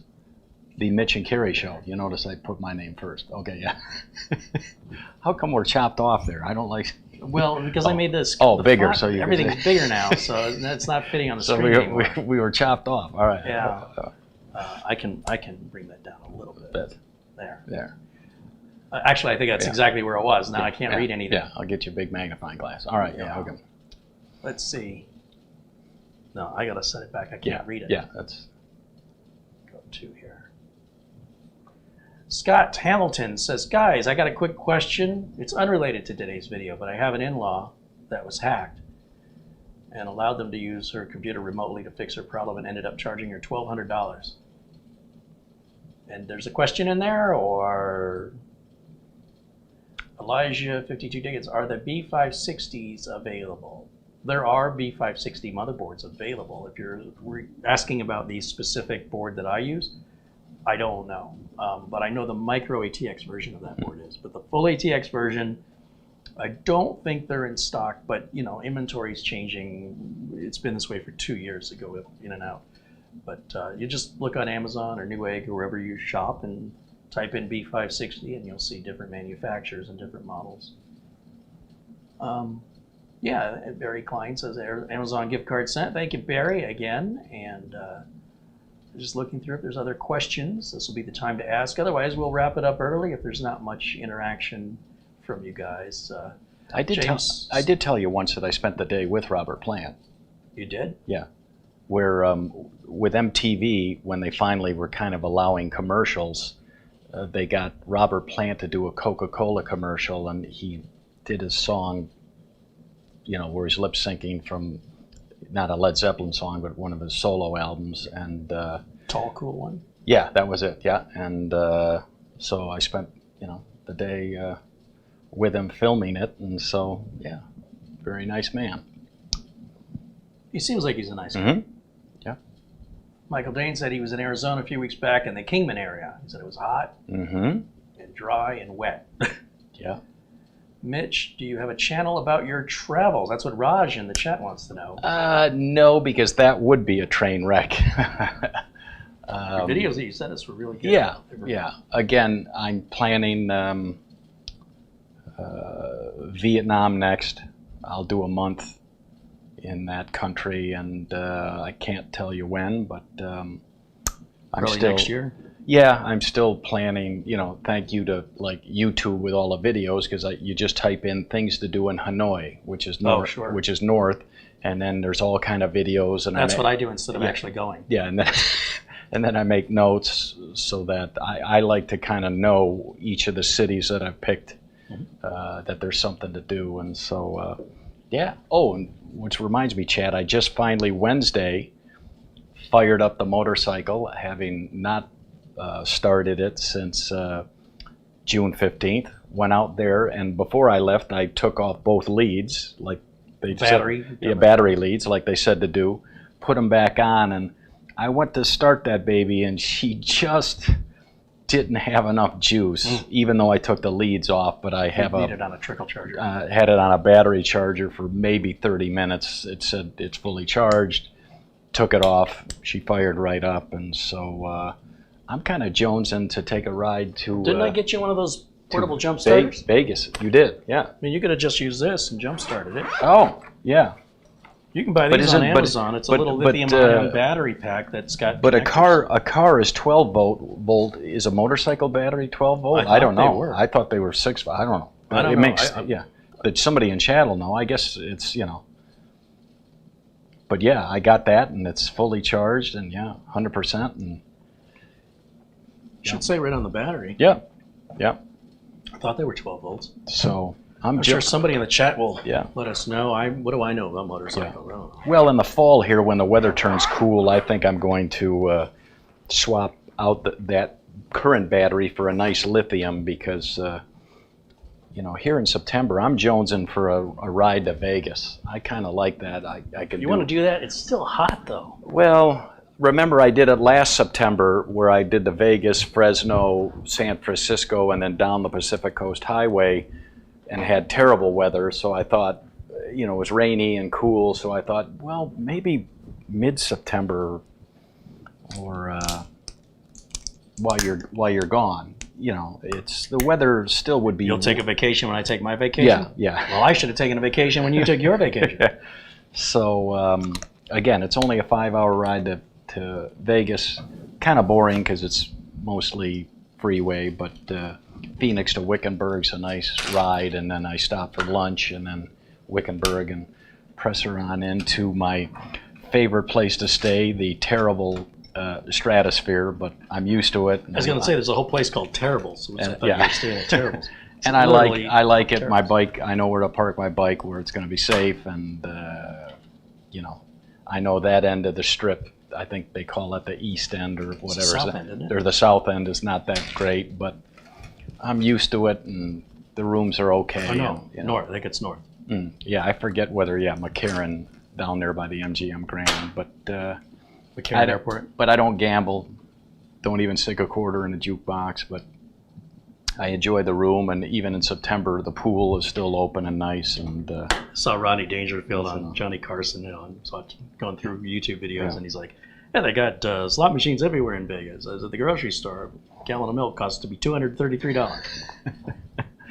Let me just go quickly. Through the chat. Patrick Ursay, I think you put the DVD drive in the Xenos build. Oh no. The Xenos build is all custom. Yeah. So.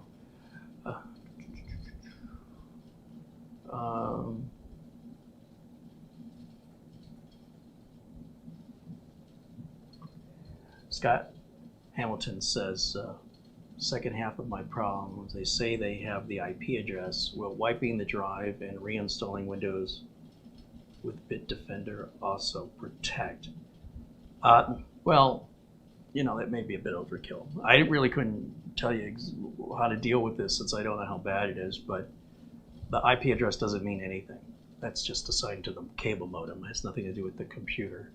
The computer's going to have a non-routable IP address, which is completely useless. In fact, having the IP address is useless to them too. So I don't know why. William wants to know: did Mitch get his money back from being skimmed while he was in Dumageddon? Well, William, the good news is I filed a complaint with, I think it was a company somebody steered me to, the federal something, and well, that helps. But the woman phoned me, said, I'm handling your case. Here's my name, my phone number, my extension. Give me a week, and then I will call you. But she's like, clearly Chase Bank was in the wrong, and so I said, well, any help that you can give me, I'll appreciate. And so I'm not holding my breath, but that's good. That's hopeful. That's hopeful. So, Larry, there is a motorcycle guy, LRCX, says, yes, Mitch, there are 12-volt systems on the motorcycles. Michael Whalen Jr. is also saying it's 12 volts. Okay. If it has 6 cells, it's 12 volts. So I could have used that, Yeah. Yeah. Could have you didn't have to wait. Right. The half an hour. I mean, either way. But it's nice to take advantage of our modern technology, especially when you had it. It was there the whole time. Samuel Kowalski says, with a fully charged motorcycle battery installed in your motorcycle, measure your voltage with the motorcycle. Well, we don't need to know that now. Yeah.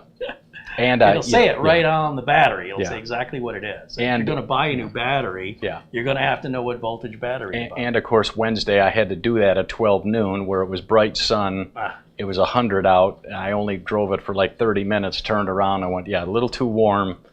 And I drove it right home, and then it, of course, rained Wednesday night. But it was good because I was worried about the tires getting flat spots because it sat, basically the tires, in the one position for 2 months, and that can even happen with car tires. Yep. You can get flat spots. Well, not after 2 months, but no, maybe a year. Maybe you could, so. Kurt Schlegel with a $10 contribution in Super Chat says, I'm enjoying the show this afternoon while awaiting delivery of a case and motherboard for a new build. Nice. Yeah, gosh, once there's nothing like Carrie mentioned, the pride of once you build that machine and fire it up and it's all working, and there's a pride there, and you just, like Carrie says, you just want to build another one right after. You're like, do any friends want me to build you one? Because you just realize anyone can do it. I know people, well, I'm all thumbs. No, just watch his videos. And relax. Yeah. So many people are so anxious. Yeah, don't rush. And it is easy peasy, plug and play. You can do it. So. LRCX, Carrie, I got my BIOS updated to F4 after your suggestion last week. That day after, I got a notice from Intel driver support that my PC is now Windows 11 capable. How do I deactivate that? I can't remember what board we used, Larry, but you probably need to go back to your build video, and I'm sure I went into the BIOS.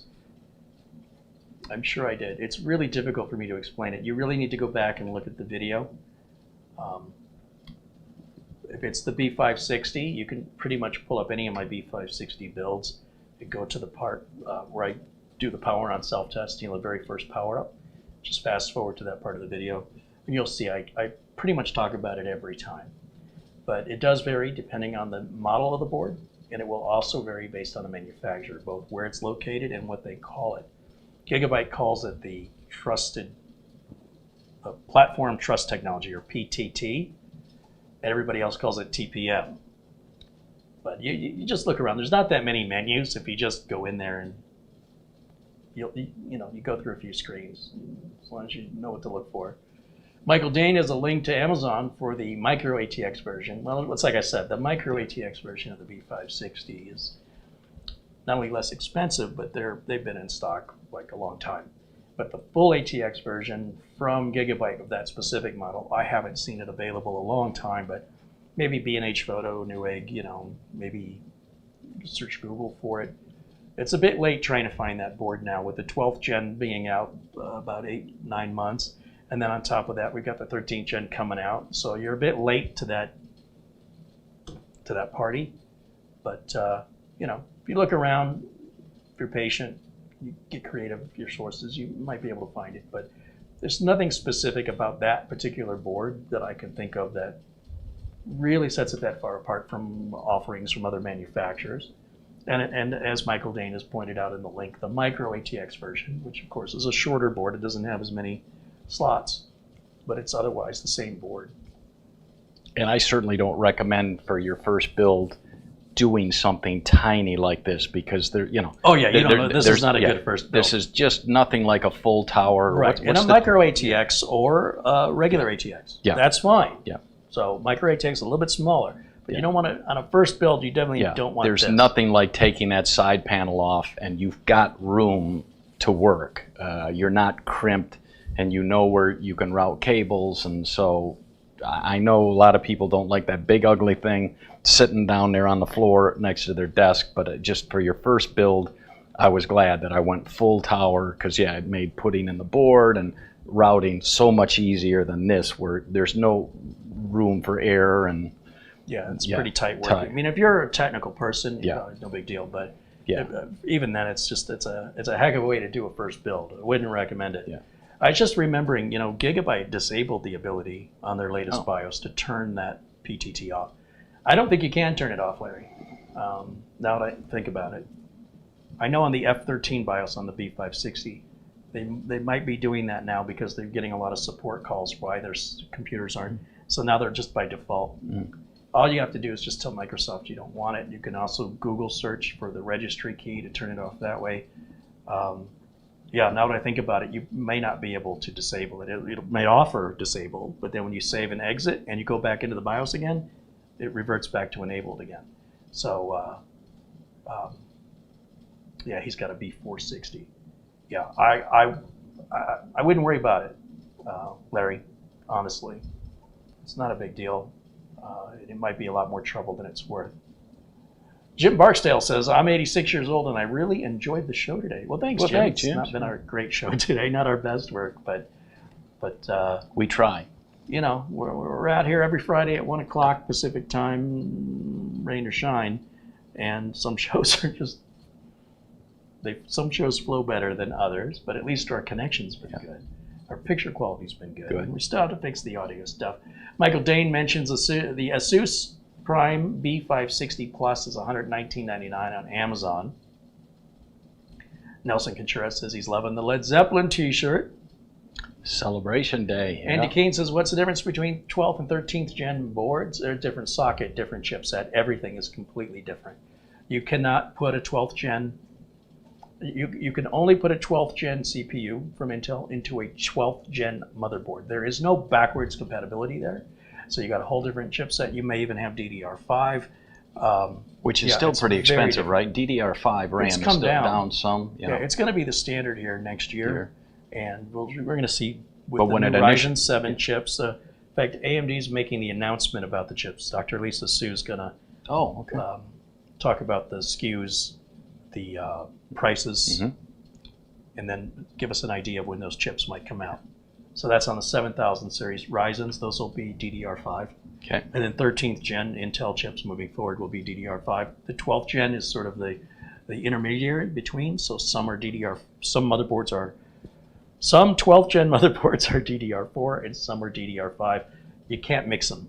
No. You can't have like 2 slots DDR4 or 2 or no. But when that DDR5 initially came out, it was pricey. Yes, it was very where pricey. I mean. But that's the same with all the tech. Do you remember how much cell phones were? Yeah. And how many minutes you had to put? It was $2 a minute or something. The 80s brick. Ding, ding, ding. EVGA has a small form factor power supply. Yeah, that's what we just said. I'm confused. What's the rumor on Windows 12? Would you prefer not to talk about rumors?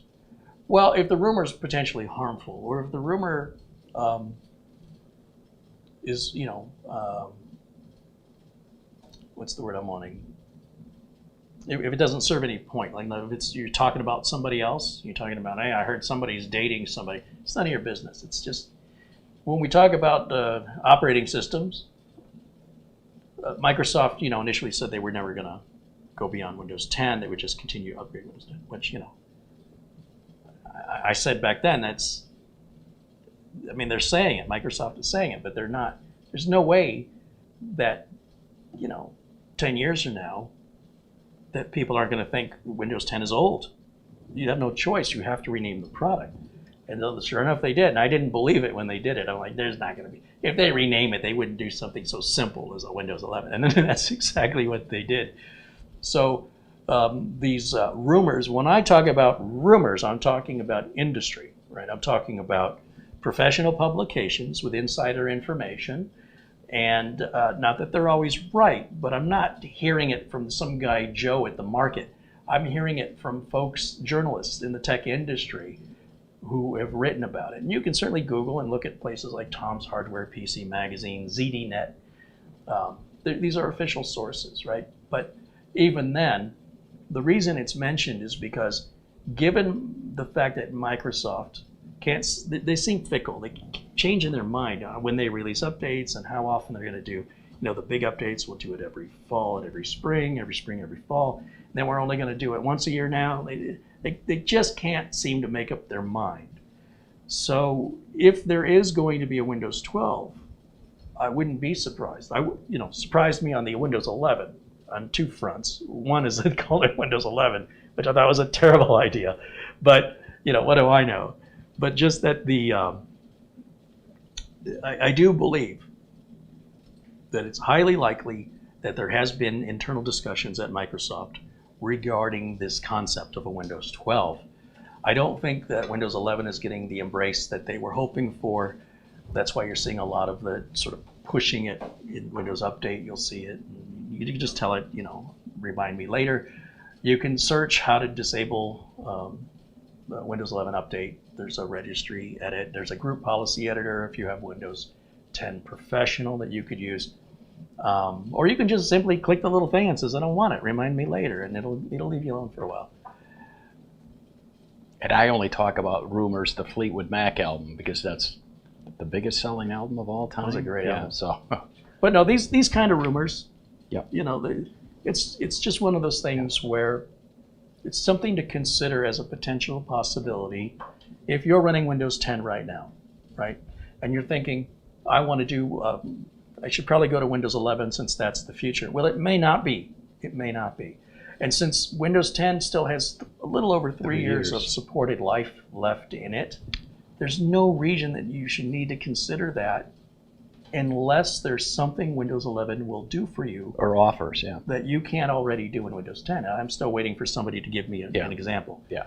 So again, Windows 10, it works. I love it. I'm used to it. No, I'm not saying there's anything wrong with Windows 11. I just don't understand its purpose.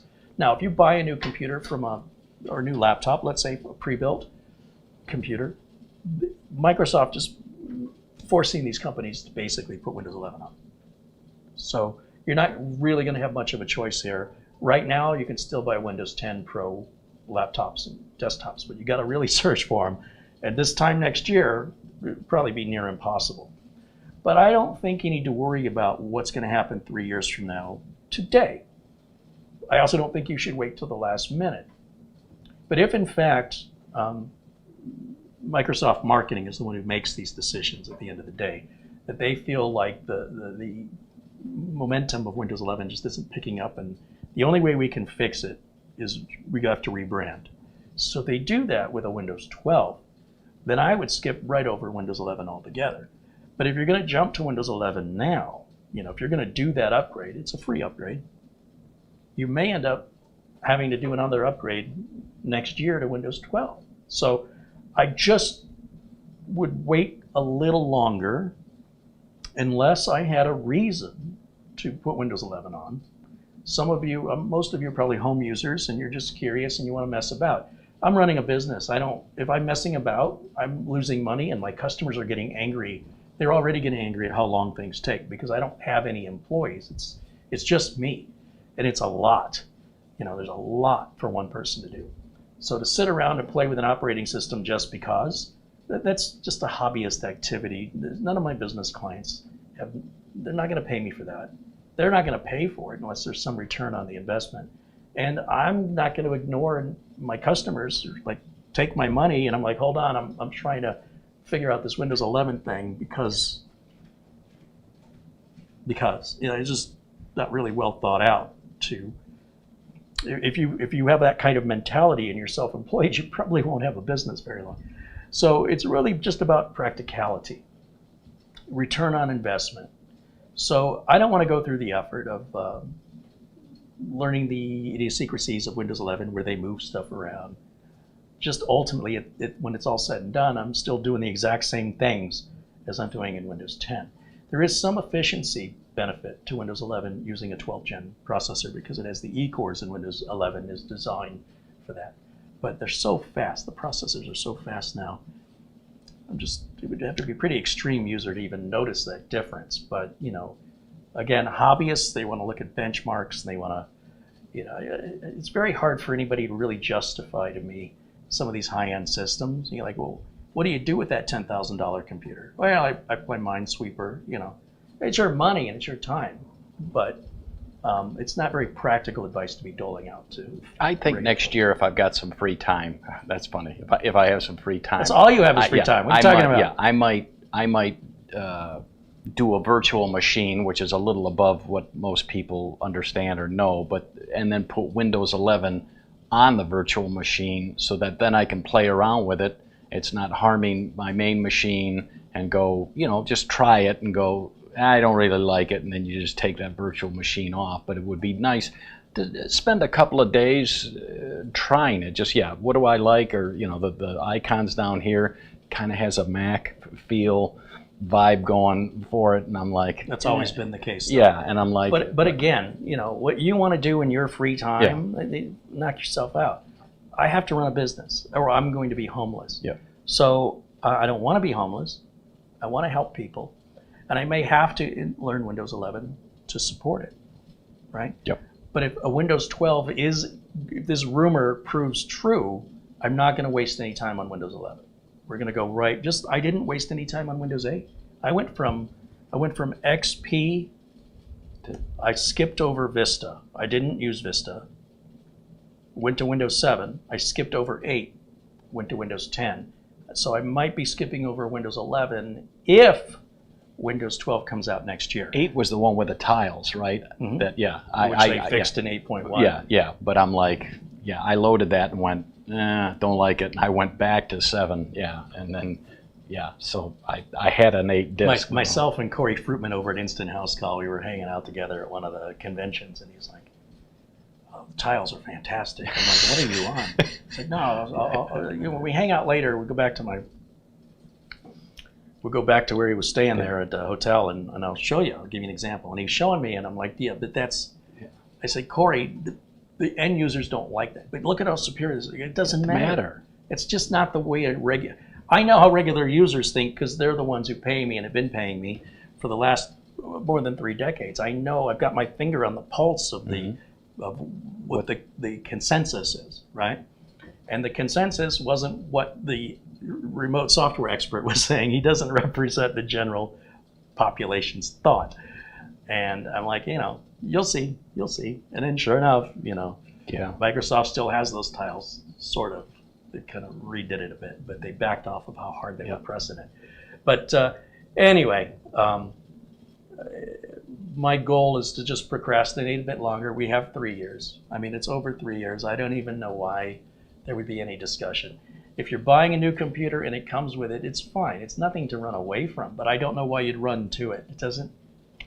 Thank you, Trevor, for the advice. Mitch, every Windows 10 professional has Hyper-V, so you can use that to install Windows 11 as a VM. Did not know that, but that's a good tip that I will keep in mind when I'm ready to just kind of see if I like it. Just play with it and go, nah, I'll stick. You can hook up another, you can open up your computer, plug in a spare hard drive.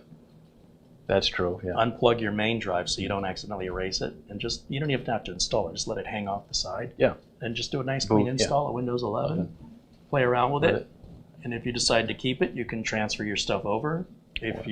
Or you can upgrade to it, rather. And if you want to go back to Windows 10, you just shut it down, unplug the power SATA cable, plug it back into your main drive. And as long as you're using the same power and data cable, you can't have both drives plugged in at the same time, so you won't make any mistakes. As far as like, oops, I accidentally erased the wrong drive. So that's one way you can play with it. Virtual machines can be fun if you're of a more technical mindset, but they also, you can really be slow. Yeah. So, it depends on your processor and the amount of RAM you've got and your comfort with technical ability. But certainly an option. Yep. Let's see what else here. Kurt Schlegel says, I built a 12th gen and installed Win 11 on it. I'm going back to Windows 10 for my current 11th gen build. Yeah, it's just a personal choice. Yep. Like I said, I don't think there's anything about Windows 11 in particular to avoid for a reason, but I don't see any reason why you would voluntarily subject yourself to it when it's almost like if your computer's running good, you're just thinking of a way that you can break it. And that's fine if that's what you want to do.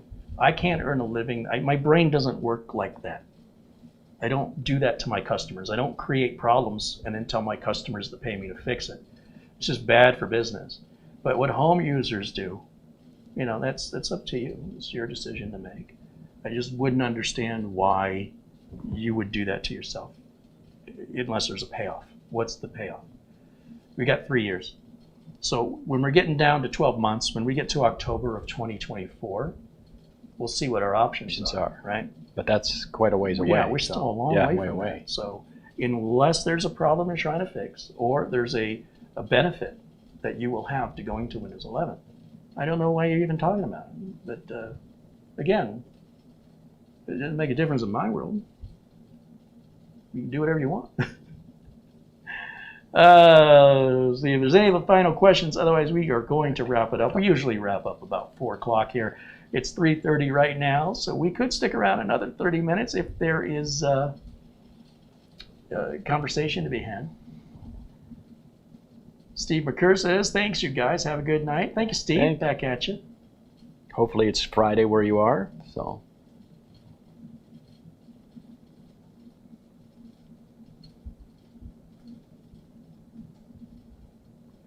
Randy Phillips says his new computer is running great. Yeah, he's one of the 4 computers I shipped out. Randy out there in Missouri. And hopefully it'll stay that way for many, many years, Randy. Thanks for the update.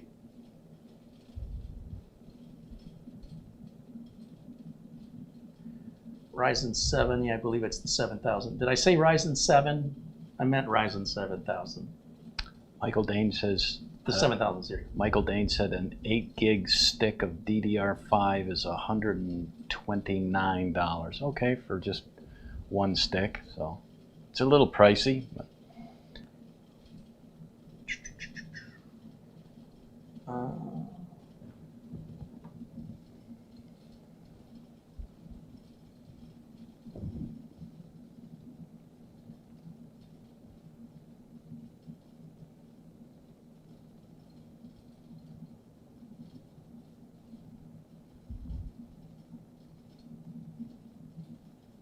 David Chandler wants me to check my email. All right, well, let's take a look. There's one. It says there's one Amazon gift card from David Chandler for $10. He says, thanks for what you do for us. Right on. Well, thank you, David. Thanks for supporting the channel.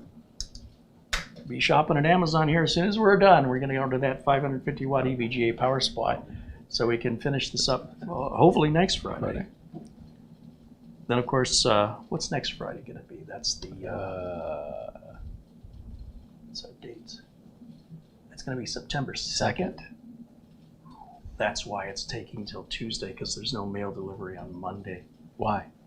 Labor Day. No, that's September 5th. Right, that's what I thought. Yeah, my bad. Never mind. Rosanna Dan. No, that's not. It was the other character she played, Gilda Red. All right, yeah, so Monday, September 5th, and then I'm leaving, I think. Oy, yeah. I think I'm leaving 2 weeks after that. Can't get here soon enough. I'm ready for my vacation. Yeah. I'm fried. My brain is just mush. Yeah, be nice in Michigan with the fall colors and the cool. It's not just that. It's the cool heat, evening. It's the crowdedness. It's yeah. Everything that's going on here. Yep. Stuff with the pool, stuff with the landscaping, just getting all these computers shipped out, and the amount of emails I've been dealing with lately. I mean, I brought it on myself, but. Don't do that. All right. No, I'll do it again, but I got to finish what's on my plate. Look at Chevy Boy. Hey, $30 super chat contribution from Chevy Boy MHPR Gaming. He says, thanks for the great stream. I hope you have an awesome night. Yes, later tonight, I shall go to my favorite bar and get myself a nice big glass of Blue Moon with a slice of orange. Maybe two. I never stop by the supposed bars. I never do three because You're lightweight? Well, no, I'm driving, so that kind of forces me to only have two. Can't you walk to this bar? No. No, it's too far. No. You kidding? From Morrison Manor, the front lawn, you know that is a half a mile long. Michael Dane says it's only 121 days till Christmas. I'm already seeing ads for Halloween stuff now. Yeah. Jeez. Joseph Hawkins says his first system was a clone Apple computer. Yeah, Apple sued the crap out of like Franklin and all those other clones. Yep. Nelson Contreras says, have a great weekend, both of you. Well, thank you. You do the same. There's our friends, the Draftco, in the chat room. And thanks for hanging out with us today. Yeah, if you like this train wreck of a video, you can give us a thumbs up. Where's your thumb? Yeah. That's what I'm trying to find. It's in here somewhere. Let's see if this works. See if I can put it right over your face. Okay. Boom! Oh, it was close. And if you haven't, be sure and hit the subscribe button. You'll be alerted if you hit the bell icon, turn notifications on. Yep. And then go to that top right corner of your YouTube browser window there. Go to your settings. Check your notification settings for how you've configured your account to receive notifications. Or if you're using the YouTube app on a phone, be sure and go to your phone app settings to be able to allow those notifications if you want to be alerted. I do broadcast periodically throughout the week. The last 2 weeks have been tough. I always broadcast Fridays at 1 p.m. Currently it's Pacific. It's always Mountain Standard Time. It's currently Pacific Time. Rain or shine. Once we hit the daylight saving time in, was it November? Yeah. October. Yeah, they keep moving it. Then it's an hour difference. But for right now, 1 p.m. Pacific time, every Friday. And then throughout the week, if time permits, I'll make a video. I've got a computer to review, one of those little mini computers. Oh. I've got that to review. I've got I got a system for a client that needs to go out. I got a quote for another client that I was supposed to get out yesterday. I've got some builds, some old builds that I need to clean up, and we'll do some giveaways as well. Nice. Yeah, they're systems I built for a client back in 2015. They're in the Corsair 200R, and they were just used in an office, but they're at 7 years old. So those systems are being replaced. Okay. And then the old systems, I need to securely erase them. I'll do a clean install of Windows 10 on them, and then we'll do a giveaway here for these older systems. Maybe it'll be a veteran giveaway, something like that. It's really the shipping on those that kills me. It's still about $100 on average to get them boxed, packed, and shipped with insurance and a signature. But FedEx has been doing a great job. Everybody's not receiving any damage. Sometimes a connector or a RAM module comes loose, but the system I sent out to Giordani way on the East Coast of New York, Eastern New York, arrived without a problem. So I'll keep doing what I'm doing. And you only ship September, October, November. You do no shipping in December because of the holiday and the boxes might I'll get do it if I have to, too. But the problem is once we have the Thanksgiving and we run into Black Friday, Cyber Monday, the shippers get overwhelmed, and I have to go to them, right? So I have to load up. So you think of all the labor that's involved in building a computer, getting the software installed, activated, getting the cable management done, getting it packed up.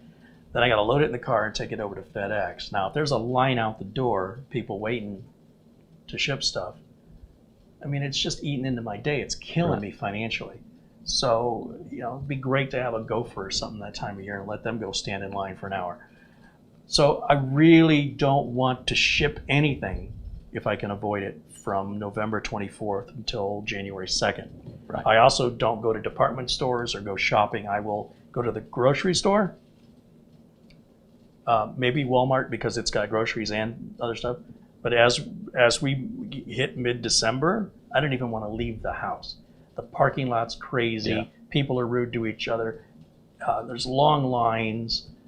It's just pure misery. Yeah. So for me, I also think that the shippers are so overwhelmed, universally, USPS, UPS, DHL, FedEx, that they are just less cautious because they've got the packages. They're moving quick. Yeah, because they've got a they're volume. Overwhelmed, and they're going to be overwhelmed for about 7 or 8 weeks because they're still going to have catching up to do after January 1st for all the late packages. Then they have all the returns they got to deal with. So they get a little more careless with the packages, and if there's going to be damage, it's likely going to happen in that time of year. So I'd like to avoid shipping during that time period. If it's like December 7th, yeah. December 10th, okay. December 15th, it's pushing it, yeah. Yeah, then things get, but again, I'm still concerned about how the packages are handled due to the nature of just how many they have and how quickly they need to get through them. And yeah, well, I've shipped in that time of year before and didn't have a problem, but I don't think that was normal. Okay. I think I just got lucky. Scott Hamilton says, thanks for the help. Well, I hope it helps, Scott. It's, you know, clean install is probably a good way to go on the, if you're not quite sure. And what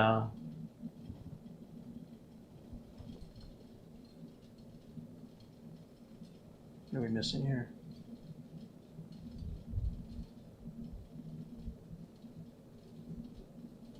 Hey, there's Matt Solov. Says, am I not allowed to write in the chat? No, I see your message just fine, Matt Solov. If you want to learn more about those Windows 12 rumors, just type in Windows 12 in Google and look for reputable search result sources such as ZDNet, PC Magazine, Tom's Hardware, AnonTech, PC World. You know, consider the source of the information, and it's just food for thought. It's a possibility. May not happen, but given that, like I said, there's 3 years that we have, you know, until Windows 10 expires. I don't know why there's so much anxiety about Windows 11 right now. I just don't understand it. If everything's working, leave it alone. That's the best I can say. Or if you can give me one reason that it would justify the time and effort to upgrade, even a free upgrade to Windows 11, I'd love to hear it, because... Oldie for you, Michael Dane. Mitch, how long was your plane ride to the Far East? I went Phoenix to Dallas, which was maybe a couple hours. Then I went Dallas to Tokyo. That was 14 hours. Then I had a layover, and I went Tokyo to Singapore. That was 7.5. All in a probably, you know, whatever. There was a little lag time between Dallas and going to Tokyo, but it was miserable, and I was so grateful that there was a hotel right in the Singapore airport. So when I landed at, say, 11:30 p.m., by the time I got through customs, that maybe took an hour, and walked up to the hotel. I think it was 1 a.m. and boy, was I tired, because I can't sleep on a plane. I mean, the plane seat back in economy, you know, goes right. You're just not right tired enough, you know. Plus, there was a lady sitting next to me that had a chicken, and she not only strangled it, plucked it, and cooked it right there on the table. and better than tuna fish. Didn't offer me any, so miserable. I'm going to, when I go to Vietnam, taking my buddy's advice, I'm going there business class. I don't care coming home. I'll do economy coming home and be miserable, but going over there you don't want to start your trip off all going miserable. Over there business class, you have your own little cubicle, your feet can go way out, you can actually sleep in the little thing, and I know it's 3 or 4 times what economy is. I can't do it anymore. It's about 30 hours drive from here to Michigan. Yeah, I'm too old. 30 hours, and I'll drive there. It takes about 3 days, and then I'll drive home. So I lose a week in travel for my vacation, but I enjoy seeing the country. I enjoy the freedom. There's nothing. A little hard to drive to Asia. Yeah, there's nothing like a road. There's nothing like a road trip. Though I like it too, whether it's on a motorcycle or my car. Yeah. And I'm excited to try the new Lexus out. I think it's going to make the road trip Beautiful, so much nicer. Better. And we won't be struggling for space with the back seats folded down, and the hatchback. Yeah. But let's see. Chevy Boy MHPR Gaming says, to me, Windows 11 just moved around some stuff and made it look a little bit more fancy. I'm keeping my Win 10 as long as I can. Yeah, Microsoft is introducing through Windows Update more features and benefits of Windows 11. They're doing it very, very cautiously, and they're getting, measuring the feedback they're getting, and they're not changing as much as quickly anymore. They're being much more cautious. But Windows 11 was supposed to have a bunch of features that didn't come with yet, so I'm still waiting for that to happen. And when it does, I'll let you know. But okay, I think that'll wrap it up for us for today. My thanks to everybody who has contributed. I don't know that I have the list anymore, but of course our good friend Peter Laycock and Luke Greenia. Thanks also to Luke Slater and Samuel Kowalski, who also became a member here. Of course, our friend Madioel, Hector Aviles, Ian Gooch out there in the UK, and Roy Starman. Thanks also to Elijah 52 Dickens, as well as Kurt Schlegel. Thanks go to Chevy Boy, MHPR Gaming, as well as Steve H, Zdravko Frankovic.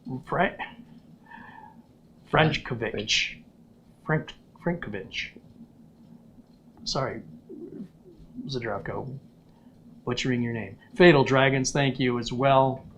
And there's for the Amazon gift cards, PayPal contributions throughout the stream. I appreciate you guys supporting the channel. And I'm hoping to have some more free time.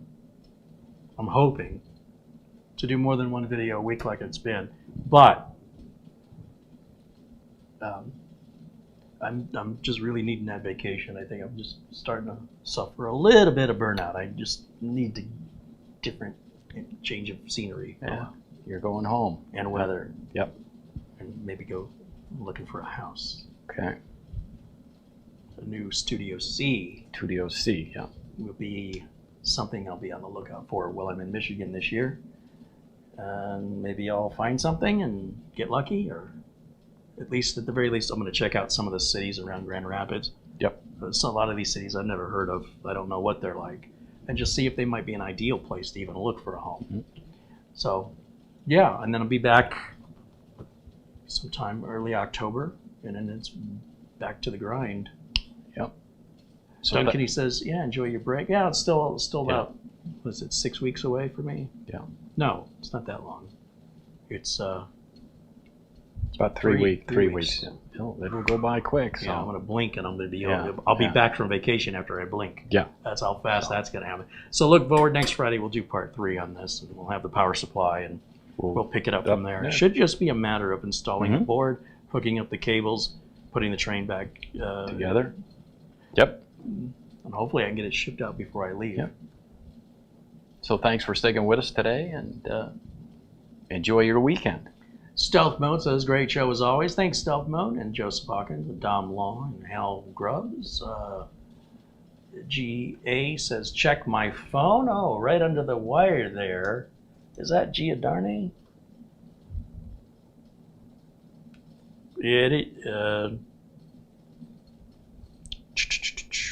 Yeah, we checked that earlier.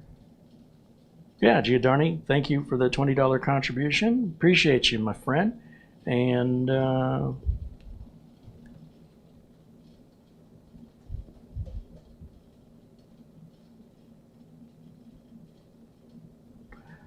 yeah. And my phone is blowing up with people I need to return calls to. I got some support requests. And always remember, chat, Rosanna says to hold the line when she's 99. And she always wants you to bless the rains down in Africa. How's that for a Toto song? You really worked on that one. Yeah, I did. Yeah. A lot of thought went. Wait a minute. Are you telling me you've heard of that band Toto? Yeah, on occasion, yeah. Thanks, everybody, for watching. I apologize for the lack of preparation in today's show. It's just, like I said, it's important to me to do a show every Friday at 1 o'clock Pacific time, no matter what, even if it means we have some audio issues, if we have some parts incompatibility. I would still rather do this than just skip it. Yep. Especially since I didn't really have any other content this week. But I appreciate your patience, and we'll look forward to seeing you next time. Until then, bye for now.